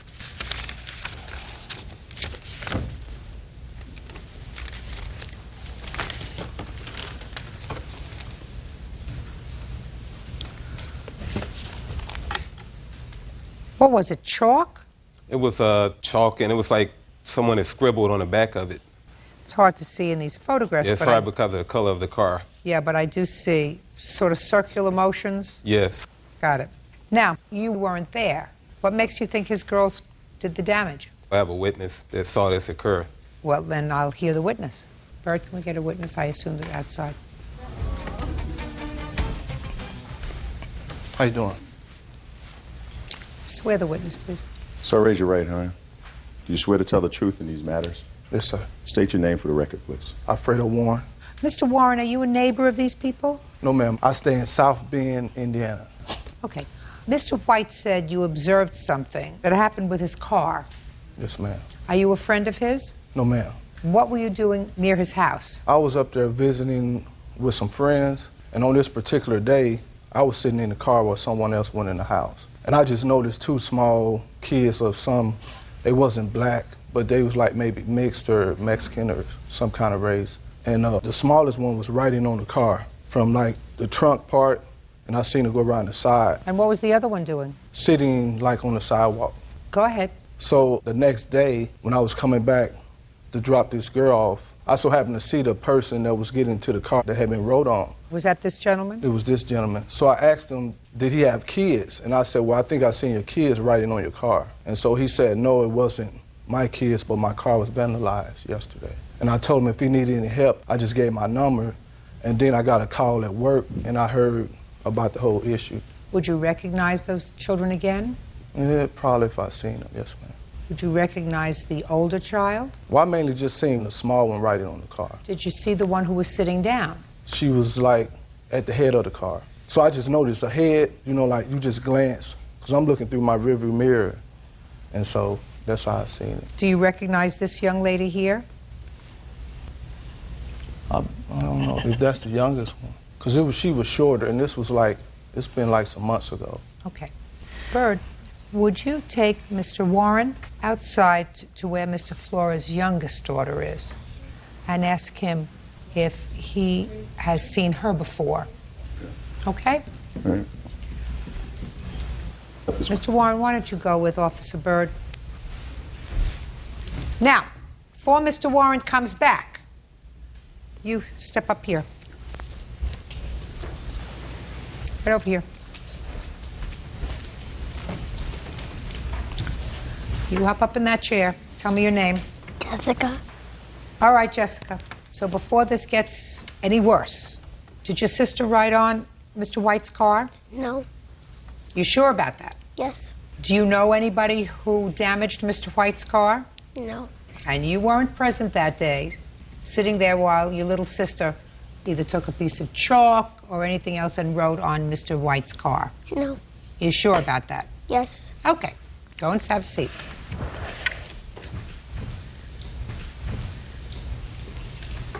All right, Mr. Warren, did you see the little girl who was outside? Yes, ma'am. Do you recognize that little girl? That's the child. That's the one I seen. That's the little girl who rode on the car? Yes, ma'am. Prior to October 13th, you had never met the plaintiff, is that right? Yes, ma'am. Are you positive that the other young lady that you saw outside, the little 4-year-old? Yes, ma'am. That's the one I seen right on the car. Okay. What do you have to say for yourself, Mr. Flores? They running a game. What? I said they running a game because she don't go outside without her sister. So I don't know what he talking about that he see my only 4-year-old outside. Listen to me very carefully, sir. Nobody's running a game. Your daughter fibbed to you. This one. This man doesn't know him, I believe, and that's my job. Oh, okay. To determine who's telling the truth. All right. He didn't say to me, yes, I recognize her. He said, I'm not sure. It's been a while ago. Right. But when he went outside and saw your little girl, who he was watching right on the car, he was able to identify her, and I believe him. So you better have your girls a little bit more in check. Anything else you want to say to me? Yeah, I think she didn't do it. Well, you keep going in that direction, and you're going to be standing in court a lot with your daughters. A lot. I've given you all the reasons. Somebody rode on his car and vandalized it. I'm speaking. You may get away with that with your wife. You don't get away with it with me. We have an independent witness who saw 2 children, one older, one younger. The younger one was riding on the car.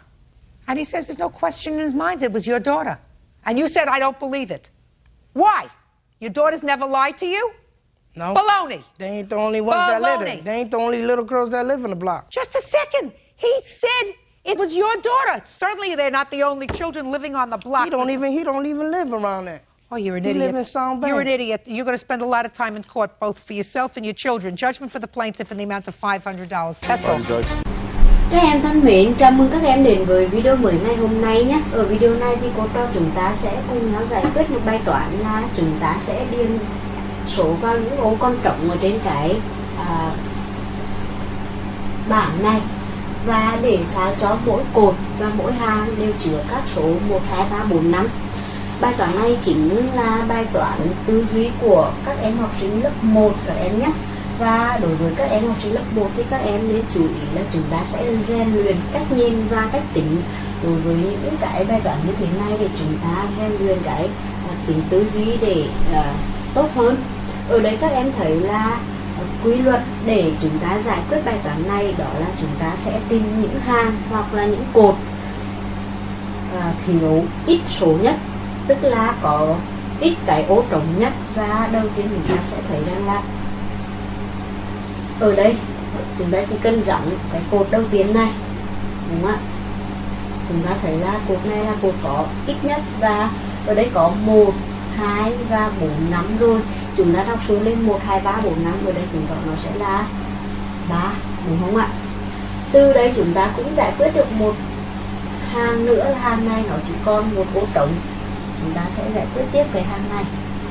Và hàng này ở đây là 1, 2, 3, 4, vậy thì ở đây sẽ là 5, đúng không nào? Chúng ta đã tìm được số thứ hai, cô sẽ khoanh tròn những cái số mà chúng ta vừa tìm được. Sau khi chúng ta tìm được số này thì hàng này đã có 1, 3, 4, 5, vậy thì chúng ta sẽ có số 2 ở đây, đúng không nào? Sau khi tìm được số 2 ở đây, chúng ta thấy là cái hàng này nó cũng, đây là bước thứ 3, đây là bước 1, bước 2. Chúng ta tìm thấy hàng này là chúng ta đang thiếu số 3. Từ đó chúng ta giải quyết cột này, chúng ta thiếu số 4, đúng không ạ? Bây giờ các em thấy là những hàng này bây giờ sẽ tồn tại 2 ô trống, vậy thì chúng ta sẽ giống nhé. Ví dụ ở đây cột này, ô này nó sẽ không thể chứa 5 và chứa 1 nữa, 5, 1 ở đây cũng không được, vậy thì chúng ta sẽ giải quyết nốt cái hàng cuối cùng này chẳng hạn. Ở đây chúng ta thấy là cột này cũng là 41, 41, 5. Ở đây có thể là 3 hoặc 5, đúng không ạ? 1, 2, 4 rồi, có thể là 3 hoặc 5, nhưng đây có 5 thì vậy thì ở đây sẽ là 3 và ở đây sẽ là 5, đúng không ạ? Từ đó chúng ta sẽ giải quyết nốt cái cột này. Cột này đây 1, 3, 5 rồi thì chúng ta sẽ có 2 và 4, đúng không ạ? Nhưng đây 4 rồi thì đây sẽ là 2 và trên này sẽ là 4. Từ đây 1, 3, 4, 5 rồi thì đây sẽ là 2 và đây 1, 2, 4 rồi thì ở đây sẽ là 3. Chúng ta đã hoàn thành xong cái bảng này rồi. Dựa vào cái nguyên tắc là chúng ta sẽ tìm cột và hàng ít nhất, sau đó chúng ta giống cột và hàng đối với những cái cột và hàng nào mà chứa 2 ô trở lên đang trống nhé.